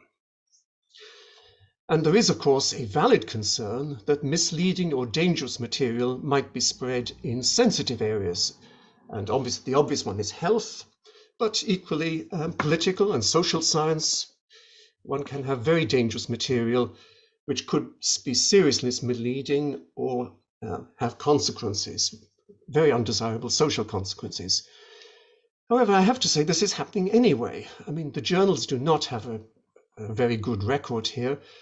And in my view, the only solution is to put greater emphasis on the responsibility of scientists to respect principles of responsible science, research ethics. We need to educate journalists also that, just because something has appeared in what claims to be a peer-reviewed journal doesn't mean that it's absolute truth. The journalists need to be more critical, and we need much better peer review. So my conclusions are that preprints and the associated community-governed preprints repositories can be a very important step towards open science and the long overdue reform of scientific publishing. And just because science was communicated in a certain way 50 years ago, that's absolutely no reason why we should stick to these norms and conventions, especially when these have been monetized for their advantage by powerful commercial interests. So let's take full advantage of the internet. Let's go digital and make the communication of science more effective, more participative, more diverse, and more inclusive. And this talk is CC BY 4.0, as it should be, as it's an open science talk. So please feel free to reuse and share these slides. Thank you very much. Thank you, Luke. That was absolutely, very, very interesting. Just to let you all know, we'll be having the Q&A at the end of this panel session. So without further ado, I will now move on to our next speaker in this panel. Professor Tosin Ekundayo is a Dubai-based assistant professor with Synergy University Dubai, and he also doubles as an entrepreneur in Dubai in the United Kingdom. He's authored over 10 books and multiple articles, and is also a board member of international organizations, including the Center for Organization Leadership and Development, and a member of various other organizations across the world. And his particular area of expertise is data governance, entrepreneurship, and economic development. So I will now hand over to him to talk about his paper on the role of data and technology in the normalizing of preprints and academicians' perspective. Thank you very much, Dr. Emily. Good afternoon, everyone. All protocol observed. I know we're far beyond schedule. I would not waste too much of your time. Permit me to share my screen, please. Can the admin permit me to share my screen? I don't have access to that. I can't share my screen. Victoria, that one's over to you, I think. Yeah. Professor Thompson, is it working? Yes. Let me see. No, I think you have to stop sharing your screen first. You can just click on Same. remove my slides. Okay. Okay. Yeah. Got it. Thank you. All right. Can you see my screen? You should. Yes. Okay, brilliant. Good afternoon, everyone. My name is Professor Tosin. Dr. Emily, thank you very much for the brief introduction. Now, I am happy to have this conversation because I have always been having this conversation, but to have this conversation at this level, it's amazing. Now, I'm not here to tell you what preprint is. As professional, I understand we all know what preprint is. But it's funny, in the midst of the preprint conversation, there's a whole lot going on about ChatGPT. That's a whole lot of conversation for another time. But today I would focus on preprint. Now, we are in the MENA region. Every time we talk about preprint, I think one way or the other, we end up being unconsciously hypothetical about it. What I mean is we become, or if I talk about it, I talk about it in such a way that I end up or unconsciously become an hypocrite. Why? Because we all try to blame the system without looking at the behaviors of the people in the system. What I mean is this: when it comes to the issues of preprint, it's a framework that allows an individual who has conducted a scientific research to publish whatever they have done so that other people can actually contribute, which means it needs two groups of people on the reviewing end and the person who is exactly going to publish whatever they do. But permit me to make this personal. When was the last time I reviewed a paper for somebody who conducted the research? I'll push it to you as well. when was the last time you reviewed a paper for somebody who posted something somewhere to get your feedback as in form of preprint? Now, we blame the system, we blame technology. Technology is supposed to do this, technology is supposed to do that. But what about us as individuals? This is where I want to focus on. Preprint would not work, even if you have the best of technology and the paper is there and we all practice this concept of preprint. If there's nobody on the other side to review and give me feedback, it still would not work. This is where I want us to focus on a bit, okay? There's been a lot of speakers who I actually appreciate. They all have this shared insight about the concept, how important it is, okay?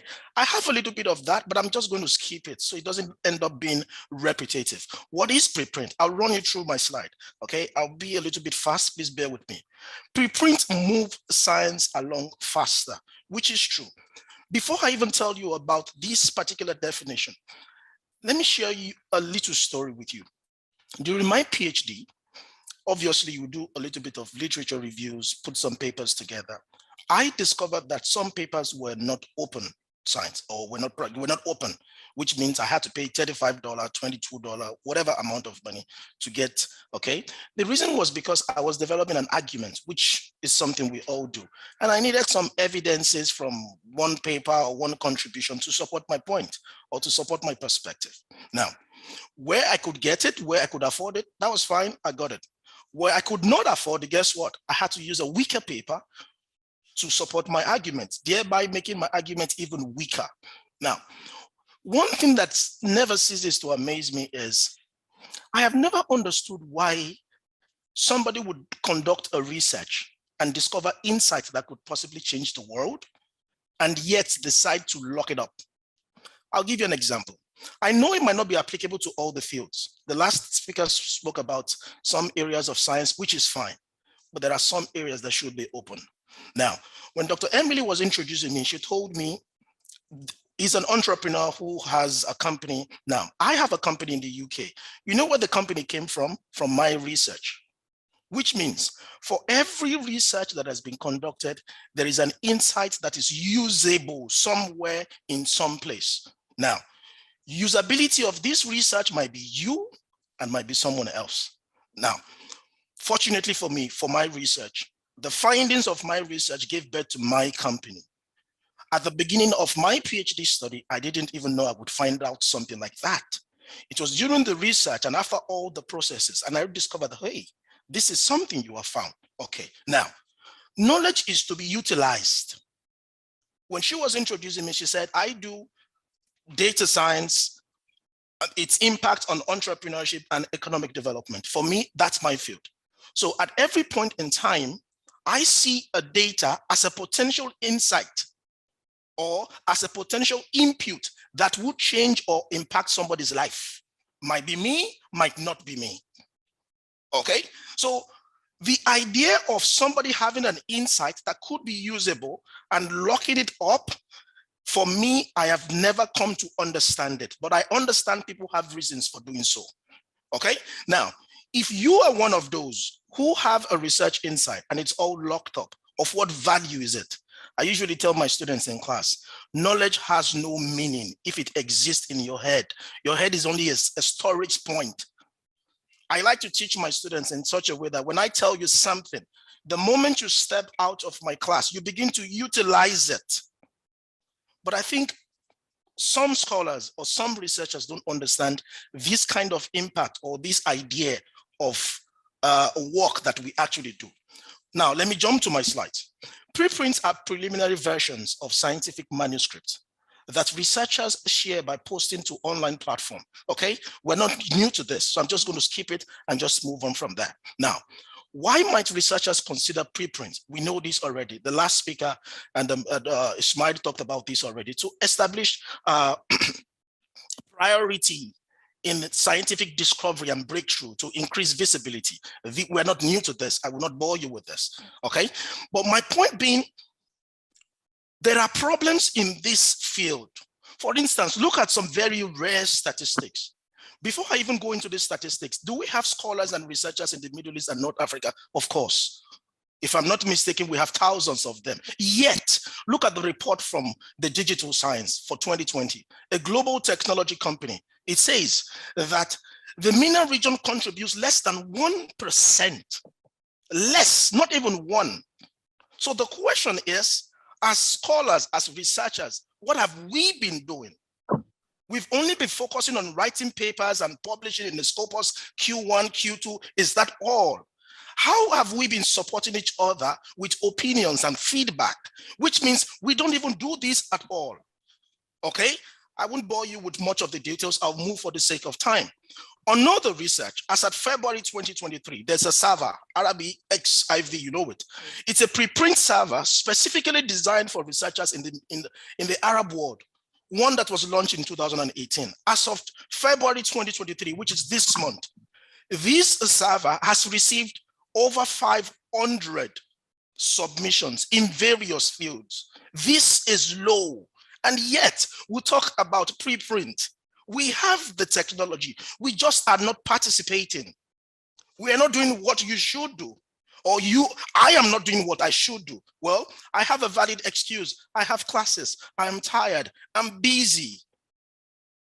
Okay, as a result, we have low participation in the preprint concept. Another one, according to the Arab Council for Social Science, this is in 2021, only 30% of the surveyed researchers in Arab world are even aware of preprint, and only 11% has used preprint as a means of sharing their research results. For instance, another angle, you should look at it like this. For me, if I know about preprint, why should I use it? Why should I use it when I know nobody's going to contribute? So I think we put too much blame on technology. I think we need to change or reverse course and start looking at ourselves as scholars. How do we change our behavior towards this? If we don't change our behavior towards this concept of preprint, we will continue blaming technology over and over and over again. And guess what? Technology is inhuman. It's not going to defend itself. We will just keep moving in circles. But how do we fix this? How do we change our attitude? There is a need for stakeholders to conduct awareness. Who are those stakeholders? Could be universities, conferences. We're talking about this. A couple of months ago, I don't think I've even attended the conference that has ever focused on preprint, but now we are doing so. Okay, how can we push this message? This is a 7-step, agenda for the region to change our attitude towards the concept of preprint. It's time for us to stop blaming technology. Is this server's fault? Is this? We have the servers. We are just not participating the way we should. Raise campaigns, universities to tell their professors. Let me give you an instance. My universities will always ask me, how many papers have you published or how many papers have you written or conducted this year? But nobody would ever ask me, how many papers have you contributed to? Okay, Professor Tosin, just one thing, just to let you know, you've got 1 minute left on your 10 minutes. Thank you. Okay. So number one, we need to raise awareness, in our universities, in our circles, in our community, and stop blaming technology, Number two, we need to engage stakeholders. We're doing that right now. We need to do more of this. I can tell you for sure, there are researchers who has never heard of preprint, and that's pretty strange, Now, number three, we need to build the infrastructure. There is infrastructure. We're just not paying attention to it. Look at some servers. Look at servers that exist. That's on that. We need to encourage preprint submission. If you're going to encourage me to do that, then I must know that if I do it, I will get feedback. I can tell you a couple of platforms where I'll put a paper. In the next 2 to 3 months, we won't have a feedback. And yet I have scholars like me who see the same material. You see the logic now. So why then should we leave ourselves out of it and just keep blaming the technology? Technology is not going to review an article. A fellow human, a fellow researcher will. We need to address cultural barriers. Don't say because you are not from the Arabic or Arab region, you are not going to review a paper that is coming from the Arab region. We need to tackle that. I have to move as fast as I can. We need to train researchers. People need to understand that research is just more than publication of papers in a Scopus journal. Okay, the insight we find is to be distributed and shared among fellow researchers and sometimes even non-researchers who could turn it into something that is physical and change the world. Okay, we need to foster collaboration. Preprint is a way we can actually do that. So this is the 7-point agenda I think we should employ to change our attitude towards this preprint concept. Otherwise, we'll keep going round in circles. We'll blame technology, we'll blame servers without changing our own attitude as people. If that's what we do, then we are hypocrites. We are all guilty of it. I am guilty of it, I'm aware. But you know you are guilty of it and you have to change that. The technologies, the internet, ChatGPT is not going to review your paper. A fellow human being will. This is my submission. I truly hope it makes sense. And I look forward to further collaboration and contributions. Thank you very much. Thank you very much, Professor Tosin, and sorry for speeding you along there towards the end, but you have triggered a very spirited discussion in the chat, and I'm sure we'll have a good Q&A afterwards. So now we'll move on to our final panelist for today, Itaxe Puebla, and I apologize if I've mispronounced your first name there. She is the Director of Strategic Initiatives and Community for ASAP Bio. In her role, she works to foster awareness of preprints and really drive community engagement, and also coordinates the organization's Fellows Program. Prior to this, she worked in publishing for 16 years, held editorial roles with various open access publishers, initially at Biomed Central and then at PLOS, where she was Deputy Editor-in-Chief at the PLOS One Journal. And very excited to hear her talk now on resources available for the normalization of preprints. And I will hand over to you. Thank you. Thank you so much, Emily, and thank you to FORM and the International Science Council for the opportunity to participate today. I'm just going to put up my slides and hopefully they will come up shortly. So it's a bit tricky to follow on the previous two speakers, but I will do my best to tell you a little bit about what we do at ASAP Bio in promoting preprints. We believe there are many benefits, as other speakers have already outlined, in terms of using preprints to share research with the community, and also with not only with scientists, but also with the society. And what I'm going to be talking about is the work that ASAP Bio has done to develop resources with and for the community, and also to nurture community champions who advocate for preprints. For those of you who may not be familiar with ASAP Bio, we are a nonprofit with a mission to bring speed, innovation, and transparency to communication in the life sciences. So we'll have a focus in life sciences research, although we work very closely through different projects with stakeholders in different disciplines. The way that we drive our mission forward is that we have two main areas of focus. We support the productive use of preprints in the life sciences, and also we promote transparency in peer review. So to give you a bit of context as to what the landscape has been over the last 10 years or so for preprints in the life sciences, I just want to show you this interesting graph. Is data based on indexing at EuroPMC, which is an indexing service that covers mostly biomedical sciences. And as you can see, there's been quite robust increase in the use of preprints in the life sciences over the last 10 years or so.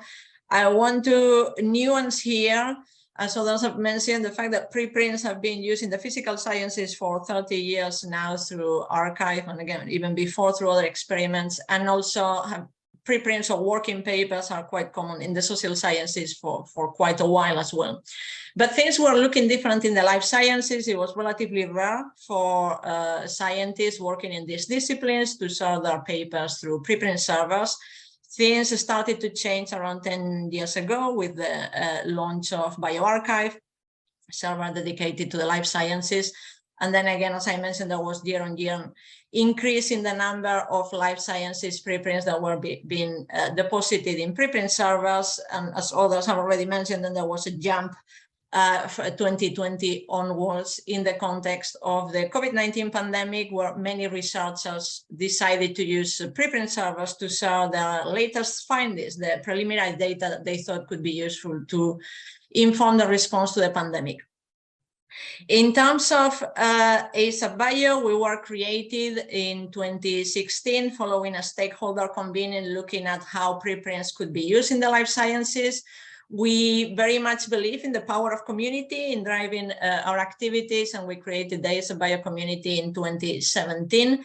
We have since run a number of campaigns and outreach activities to raise awareness of preprints in the life sciences, and something else that we have done is also regularly host convenings of different stakeholders which involve not only researchers but also others such as publishers, funders, representatives of preprint servers or technology services, to try to again drive adoption forward, discuss any challenges, and develop best practices that can normalize the use of preprints. One thing that I would like to highlight, as the last speaker has rightly pointed out, is that while we have heard a lot about preprints over the last few years, and I think that's fantastic, and in terms of increasing awareness, we recognize that there are still disparities as to how preprints are being used by different disciplines and also in different regions, and what the level of awareness and adoption is in those geographical regions. So as a sense for the scale of the use of preprints in the life sciences specifically, again, based on data from Europe PMC, if we compare the number of preprints to the number of journal articles for biomedical sciences last year, the scale of preprints is around 10%. So robust increase over the last 10 years in terms of the use of preprints, but we know that there is still a scope for many more papers being preprinted, and we think there is a lot of community work that can help drive that forward. So again, using preprints actually is involving driving this cultural change as to how science is communicated and how much control researchers can take about when they are ready to communicate that work with their community. And at ASAP Bio, we believe that this culture change can be really driven by community champions, so researchers themselves who not only use preprints, but who drive those conversations with their collaborators, with their peers in their communities.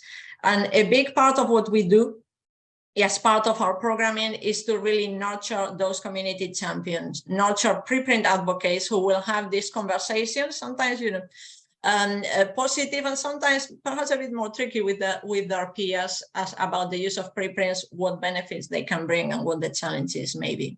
So a big part of our activities towards this goal is the Fellows Program. We started this in 2020 and we have since run this in yearly cohorts, and actually we have a call for applications for the 2023 cycle. I link the details there if you are interested in terms of applying to participate in our 2023 cohort.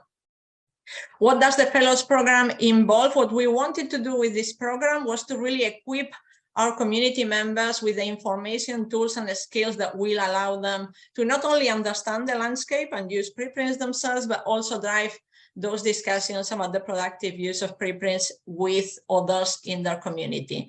So this is an 8-month program that covers different activities. We have monthly cohort calls with all of the participants where we give them information as to the latest developments around preprints, what's happening related to initiatives for preprint feedback and preprint review, where do preprints fit within publishing and open science, etc. And we also discuss potential challenges and other areas to keep an eye on.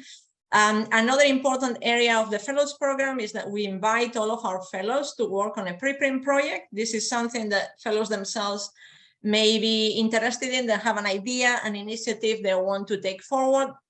We provide them support and hopefully involve others participating in the program in helping them with that.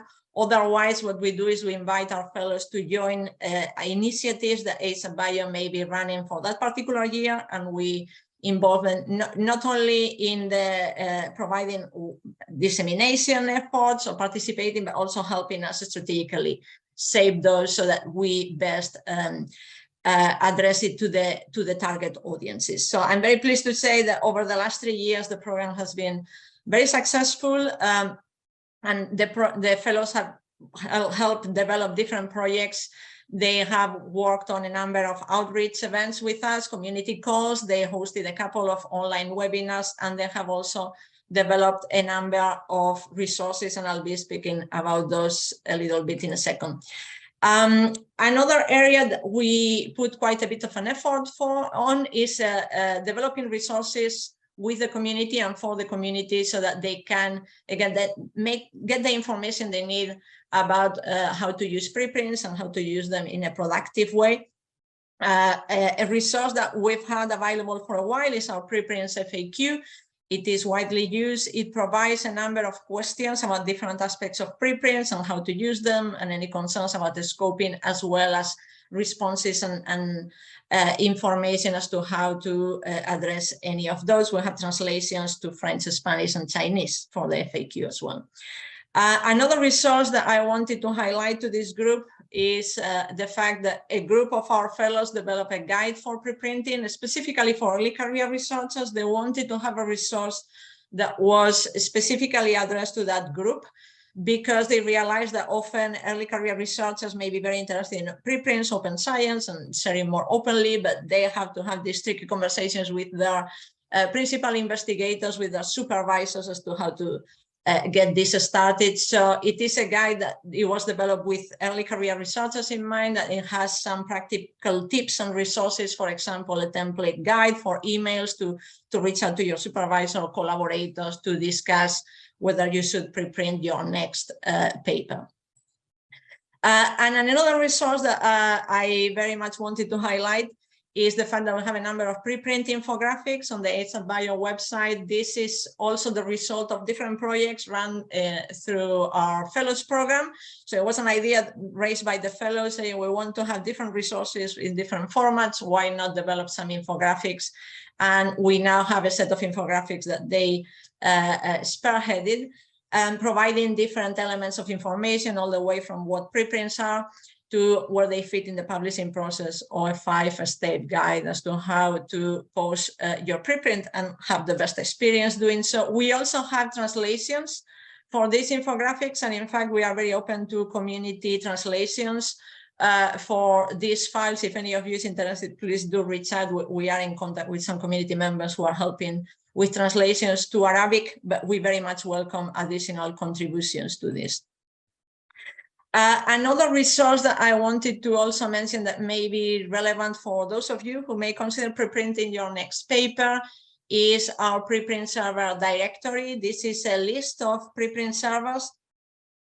We cover obviously biomedical sciences, but actually we also cover servers that are generalist and cover any discipline, as well as other disciplines beyond biomedical. And this is, again, it's a summary that provides information about the preprint servers out there, as well as quite a few details about each of those. So, for example, what disciplines they cover, what's the language coverage, where are they indexed, aspects of policies at the journal regarding screening. So how do they decide whether they want to do some gatekeeping for some potentially problematic papers, etc. There's plenty of information there. So again, I would encourage you to have a look if you're thinking about preprinting your next paper, so that you choose the platform that best fits your needs and that of your collaborators. And then very briefly, apart from all of the resources, we also believe that it is important to do outreach to different groups throughout the world. I think it is true. I mean, ASAP.bio comes from the US, and I think that talking to some of our communities in North America and Europe, many are already familiar with preprints, but that's not necessarily the case everywhere in the world. And I think we need to be very mindful about this. As part of our fellows program, for example, at ASAP.bio, we do put quite a bit of emphasis in having regional diversity among our participants. We want to hear the different perspectives and see what the different challenges may be. We have done certain activities in terms of regional outreach, collaborating with local groups in regions in Asia and South America. For example, over the last couple of years, we collaborated with groups in Latin America to run webinars about preprints in Spanish for the communities in that area. And we are very open, again, to collaborating with groups who may wish to do this in different regions. In addition, again, we want to empower our community members in driving initiatives themselves within our programs or beyond. So we have a framework to support community projects, both logistically and with promotion if we can, and also potentially with a little bit of financial support if it fits our requirements. And we have examples of projects that we have supported in this way. One is the Preprints in Motion podcast that was developed by one of the ESA Bio Fellows, Johnny Coates, who essentially interviews early career researchers who have author preprints, and they have a conversation about that work and the author's life in an academic setting, etc. We have also supported a few workshops run by our community members, again, in Africa and Asia. We very much want to support that, that element of raising awareness for different communities. So that's a little bit of what we do. I wanted to share the resources again. There are a lot of our resources available on our website, on the Preprint Resource Center. And just to wrap up, I also wanted to invite those of you who are interested in preprints to join the ESA Bio community. You can join the community without entering in the Fellows Program, which again is a bit more hands-on and requires some more time commitment, but being part of our community is a great way of getting the latest updates on preprints and connecting with others who are interested in preprints and open science. So I invite you to join, it's free, or you can contact me if you want more information as to what's involved. And with that, I look forward to any questions on the Q&A. Brilliant, thank you so much. So we've got time. I'm afraid we are running slightly over schedule, but as long as no one minds, we can definitely push back and carry on for a little bit later. So we have some questions already, and while we're going through those, if you have any others, please do add them into the chat. Luke, a question for you first. Some researchers fear that their work, when shared using CC BY licenses, can be misused for commercial gain. How real is this fear, and how can we overcome it? I've come across this. I don't think it's a valid concern. I mean, there is an issue with intellectual property rights, but that's independent, to be honest, of whether you publish as a preprint or in a journal. And I think there is an argument for reforming patent laws to better reflect the principles of open science. I think it's more in the humanities, actually, where people are worried that if they publish CC BY, then somebody else can take their work, translate it into another language and publish it. And that's a legitimate concern. And they can use CC BY NC, for example, which says non-commercial sharing. I can't honestly see why it should be a concern in the sciences. I mean, frankly, we're happy if more than 10 people read our papers generally. And if it's widely disseminated and reused, why not? I mean, why should anyone worry about their work being widely disseminated? We want to get it out there. Brilliant, thank you so much. And as a humanities person, I think we're all, regardless of discipline, terribly excited when anyone reads your writing, regardless of what field you're in. A question for Itache. Why has there been so much rise in the use of Research Square as a preprint repository? Is it something to do with Springer Nature being the major investor? The answer is yes, in the sense that the way that this is set up through a Springer Nature is that they have a partnership between a number of journals. Not every Springer Nature journal, they have a very large portfolio, but they do have a partnership between Research Square preprint server and a number of journals where if you submit to the journal as an author, during the submission process, they will invite you to submit the paper to the preprint server as well in parallel. So essentially, it's not going preprint journal, it's rather than you submit to the journal and the journal offers this service for free, which means that certainly there is I believe the majority of the content in that server comes through the journal workflow rather than individual researchers submitting directly. That's really interesting. Thank you. I'm sure the delegate asking the question will be fascinated by that as well. And Professor Tassine, a question for you as well. Interesting statistics in MENA for preprints. Is 30% very low compared to other countries or regions? So that's the first part of the question. And the second part of the question is, what could be the reasons as to why there is a lack of awareness for preprints in MENA? Over to you. Okay, thank you very much. First of all, I'll take the second question first. We don't talk about it often enough. We don't.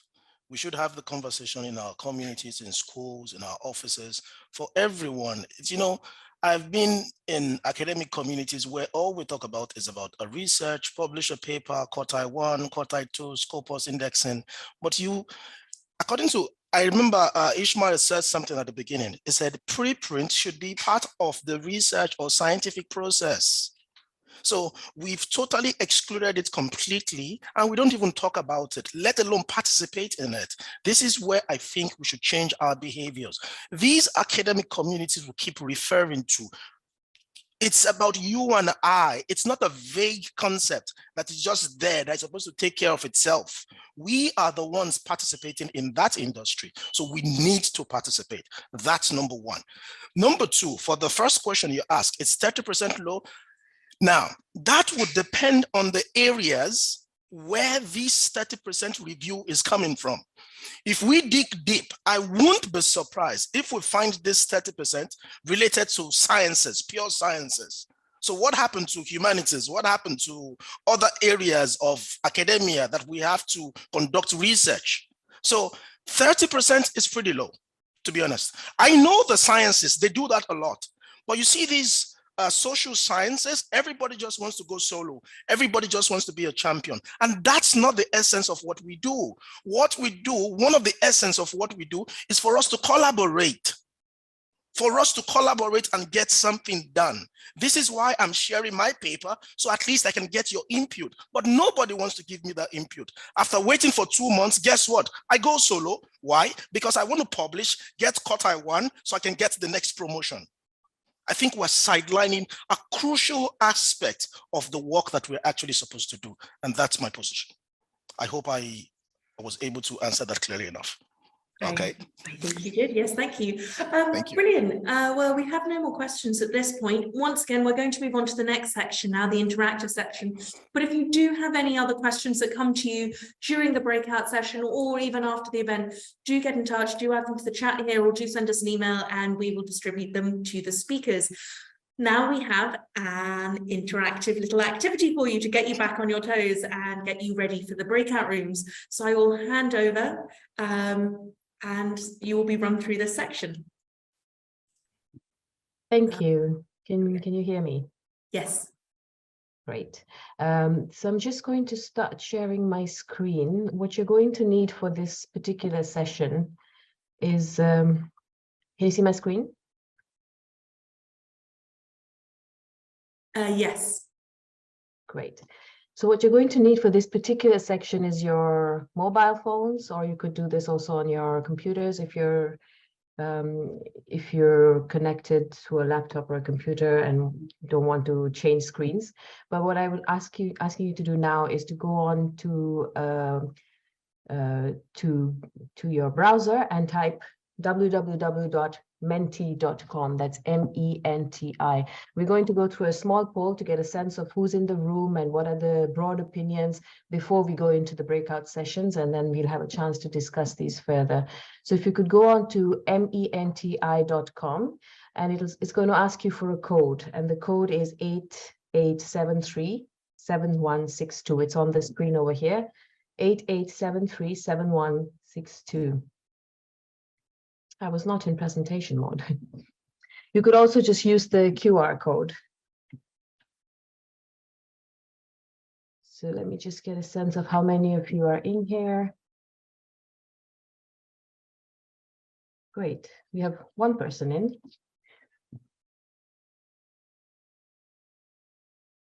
So I'll give you some time to get in. So just type in MENTI.com and then this code.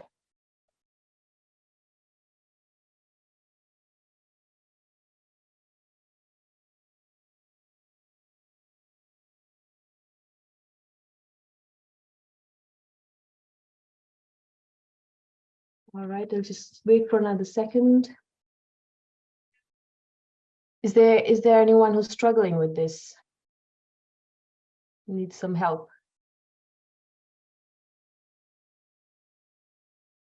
All right, now people are really starting to come in.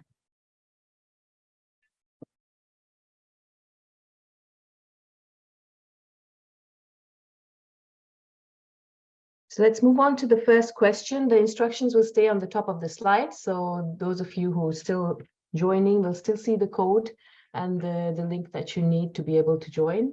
And if you have any trouble, just drop it in the chat and one of my colleagues will help you through.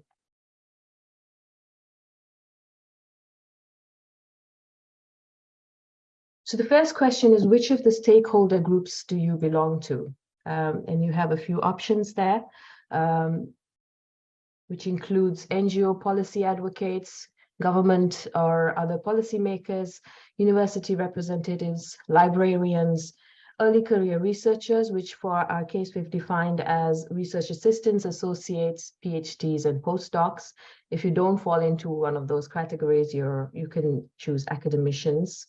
And of course, if you're typing other, do drop into the chat box what your stakeholder group is and what we've missed here.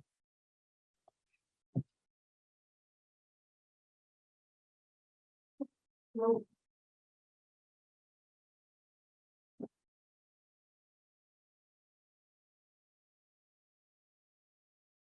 going to give you another few seconds.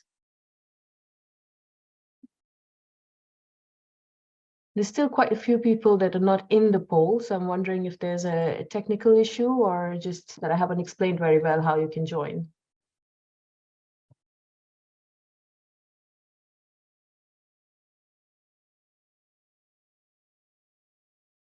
For those of you who are still trying to join, the code and the link are still on the top of the slides.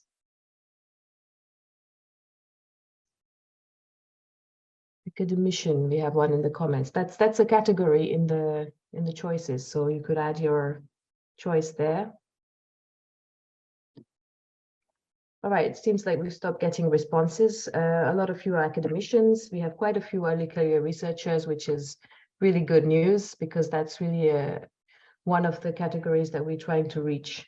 A few NGO policy advocates, we are part of that group, librarians, university representatives, and 3 people who have chosen others. So if you could drop in the comment section what category you belong to, that would be very helpful.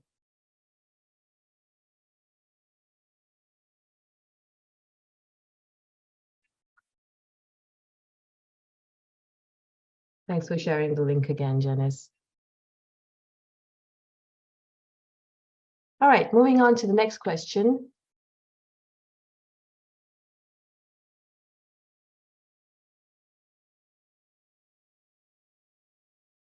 In the MENA region, what do you think would be the most influential stakeholders for promoting the normalization of preprints?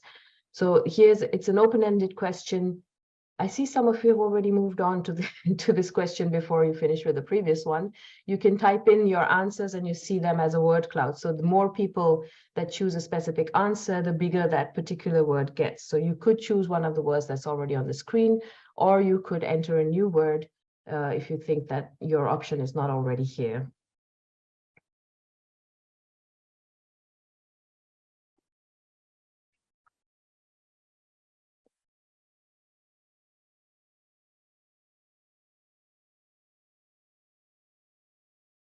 You see that ISC is the biggest response so far. That's a lot of responsibility. So I'm hoping that other options will pop up. We have some who've opted for universities, funders.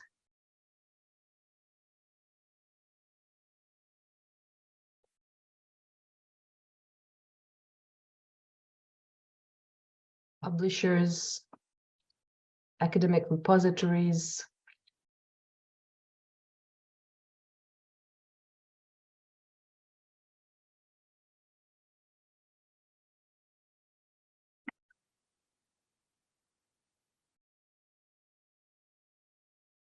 So it looks like it's funders, universities, publishers.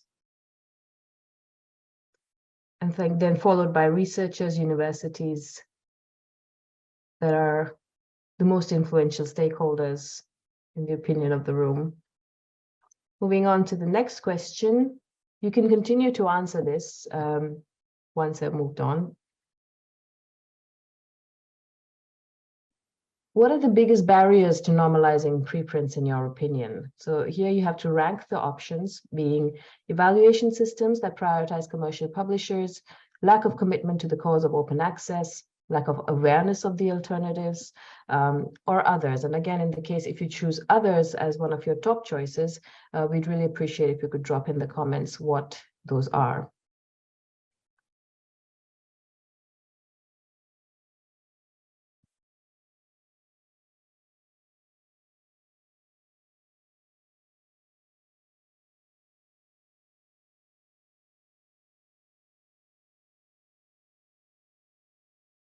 These rankings will change as more of you enter your answers.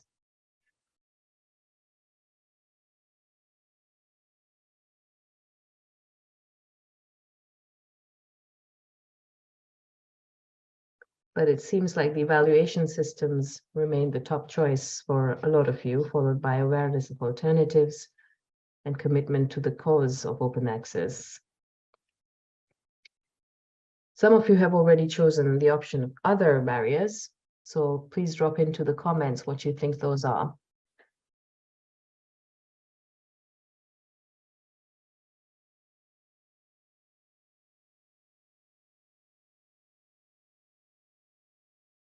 And we have here from, let's say, reluctance, concerns by supervisors or collaborators.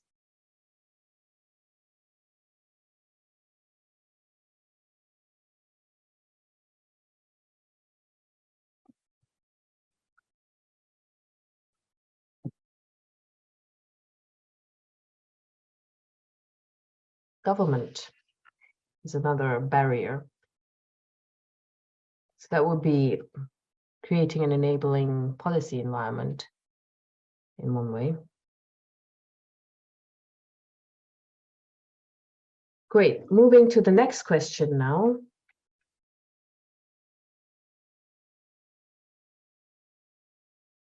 What prevents early career researchers from posting preprints of their work? Is it the lack of familiarity with the benefits of preprints? Is it the lack of institutional support for preprint practices? Is it that they have no access to educational resources on preprints for raising awareness? Is it general skepticism about the value of preprints, or is it for other reasons?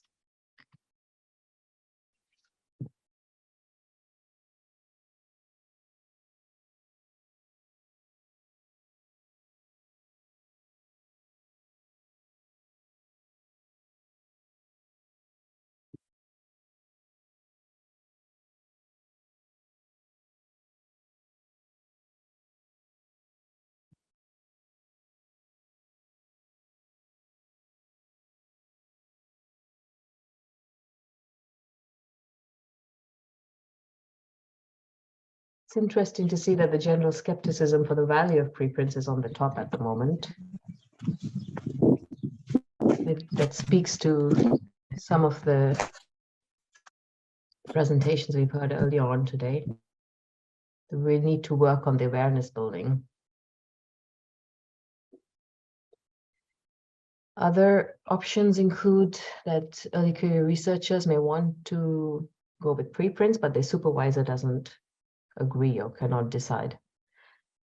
They cannot decide.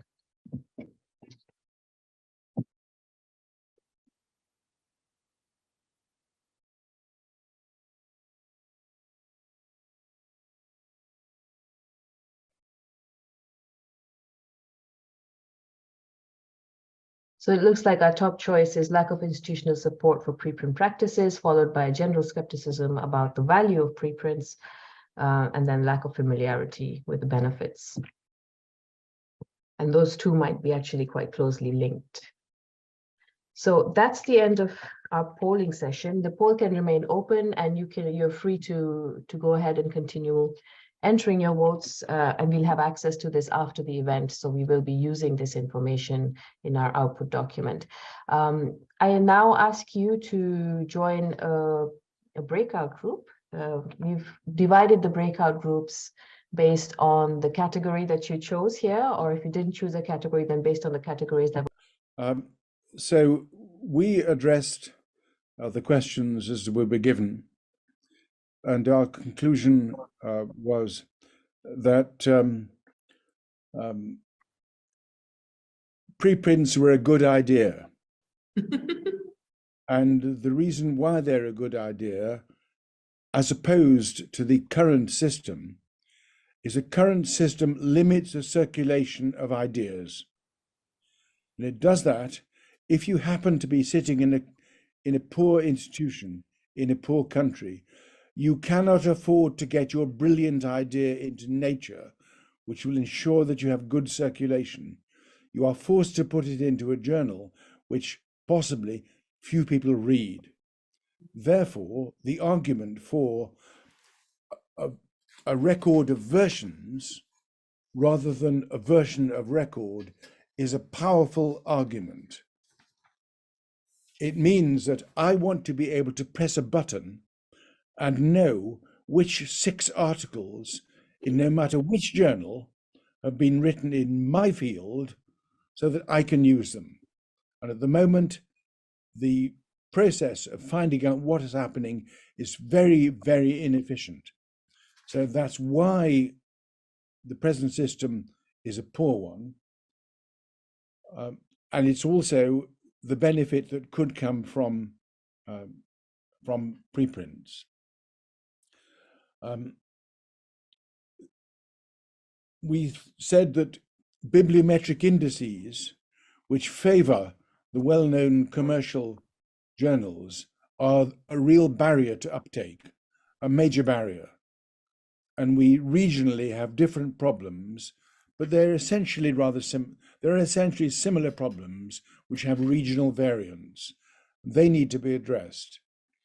I think our last comment would be there are many aspects of preprint use which are relatively immature. It's taken 60 years for commercial publishing to get to its present state. It shouldn't take so long to get preprints right, but there are a number of issues which have been touched on during this meeting and the discussion which need to be addressed, period.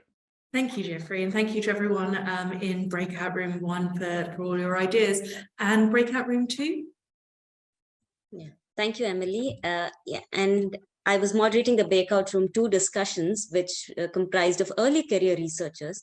And one of the things that was, very clearly evident was the, need for awareness on preprints.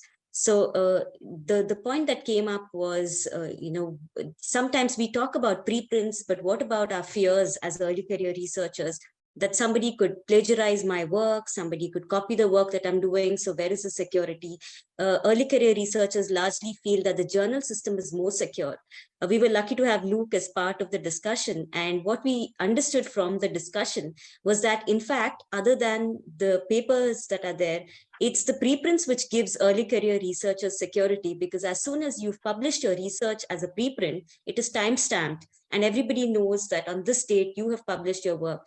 So, one of the participants mentioned that this is the reason why we need to have such programs, so that many of the fears sometimes about preprints are, unfounded, and we could be in a system that believes that, or is made to believe that journal publication is the best way, whereas preprints could be a more ideal way forward. A lot of interesting things that came out of the discussion about, particularly with regard to the MENA region, on why gender is a big issue, cultural differences that are there, that could come, some kind of topics that could be taboo to research as well. So very interesting topics that came up. If I had to just say it in one sentence, the discussion only reinforced why we need to have more programs like this to popularize. In fact, the participants said we need to impose preprints, not just popularize it. So yeah, that was the outcome of the discussion. Yeah, thank you for the opportunity. Next steps further along. Thank you very much. And once again, thank you to all the early career researchers in that room contributing their views. Unfortunately, group 3, we had no volunteers for that group. So we don't have any input from NGOs and policymakers and funders. However, on to group 4. Please share your ideas. Yeah, thanks, Emily. So again, another interesting discussion in a way that we Irate was in that group, so we had a lot of ideas also to how to take preprint forwards, advantages of it. However, I have to echo with Janice, because it's exactly one of the things that the acceptance of it, because in the region it looks like that, yet the researchers are not very much aware of what exactly preprint is, how it is beneficial, and also the fear that it might be detrimental to their career is something that we have to address. So again, such kind of event really is important, and maybe even more widespread, to first tell them what exactly preprint is or how it can help, is something that is one of the major finding from the discussion. And everybody agrees that there are problems with the current publication system. So preprint probably is a way, but we need more knowledge about it. And also how it can be, how researchers would really get start using preprint is where that maybe a top-down approach. For example, universities can tell researchers to maybe make a policy of it, funders can make. So a top-down approach is useful, but then on the other hand, there were discussion that it should be bottom-up as well. For example, in a paper, all the co-authors should agree to the idea of preprint, and they should agree on where they could deposit their preprints. So this is one of the things. And also another very important thing that came up is that the quality of preprint should be ensured from the beginning, so that when a paper is kind of fully ready, the researchers are happy with the outcome, then only they should put it on the as a preprint, so that the credibility of the preprint, we don't lose the credibility. It's not that everything is dumped onto it. So that kind of credibility is important. And so that's why there is a need to reinforce that not everything goes into as a preprint. There can be some kind of checks and balances there. So this is what are the main points that we found out from the group 4. Yeah, thank you. Brilliant, thank you so much. So I think overall that was really interesting, and now I will hand over, because we now have a sort of a summary of next steps, I believe. Oh yeah, and just a reminder about the Google Documents will be open for another 2 days. Do apologize. And there will be an outcome document created by the International Science Council, which will be shared to everyone. And also we'll be sending an email out after this event with a link for you all to join the Open Science newsletter. I have just registered. I'm very excited. I hope you'll all register as well. And the January newsletter is actually just come out quite recently and makes for a very interesting read. And now I will hand over to Luke to provide us with some concluding remarks on the day's event. So thank you, Emily. It's difficult to summarize such a wide-ranging discussion, but I think there are some themes that are worth reiterating. Firstly, I think we haven't realized the potential of modern information technology.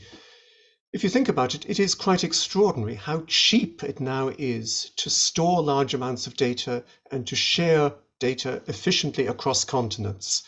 This is something we could never do before. We have to ask, why has the internet not disrupted the model of scholarly communication the way it has so many other areas? I mean, Ismail raised this point, Jeffrey raised it. Why have we not taken full advantage of the possibilities that are now open to us? Secondly, I think it's worth making the point that in some ways open science is a bit of a misnomer. I mean, science has always been open. As Ismail pointed out, the whole ethos of science is that you openly share the evidence for the claims you're making, you openly share your ideas, and you expect people to criticize them. So in some sense, science is by definition open. The whole point is we can now make it more open than it was in the past.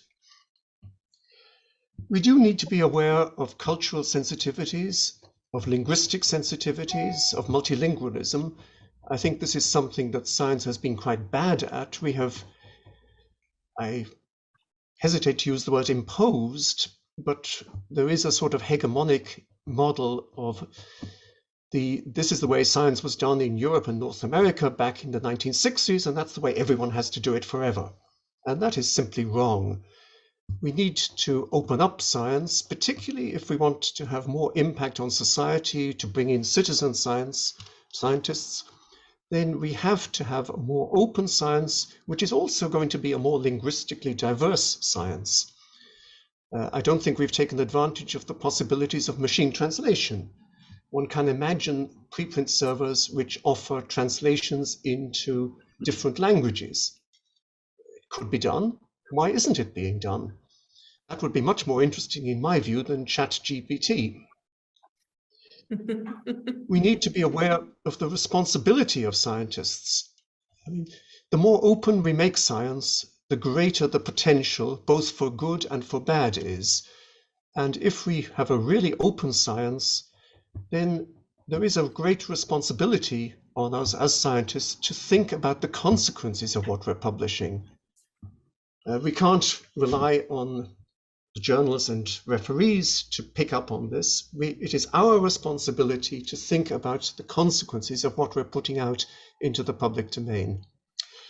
So those are my takeaways from today. I think it's very interesting. I mean, one thing that is certainly clear is that there is a need to have this discussion, to raise awareness of the potential of preprints. They're not the only route to open science, but in my view, they are one of the most effective routes and something that we should be doing anyway. So I hope that has contributed to some clarification and stimulated some thoughts. And if we can see some action, that would be great. So I think at that point, I'll stop and hand back to you, Emily. Thank you, Luke. That was a really helpful summary, I think, of what we've covered today, which has been quite wide-ranging, and hopefully we will, as you say, have outcomes and actions would be brilliant. Victoria, if you could go on to the next slide, please. So just a little to wrap up. This is, as we mentioned at the start of the event, this is actually the first of our community development activities. We will be having events every month. We're taking a short break during Ramadan. So there will be a lot of activities coming up, each one in partnership with a different organization. Next in March, we've got, actually I will be representing Knology and talking about predatory practices, conferences and journals. Then we will have Coalition S talking about rights retention, which, as we've learned today, is obviously very important. And then later in May, we will be having the Directory of Open Access Journals. We'll be talking about what they've done so far, their sort of overall strategy for Northern Africa. And we'll be adding more over the next few months. So please do take note of the URL or use the QR code to register for these events. Next slide, please. And more importantly, to my mind, I'm very happy to announce that the call for papers is now open for this year's annual forum.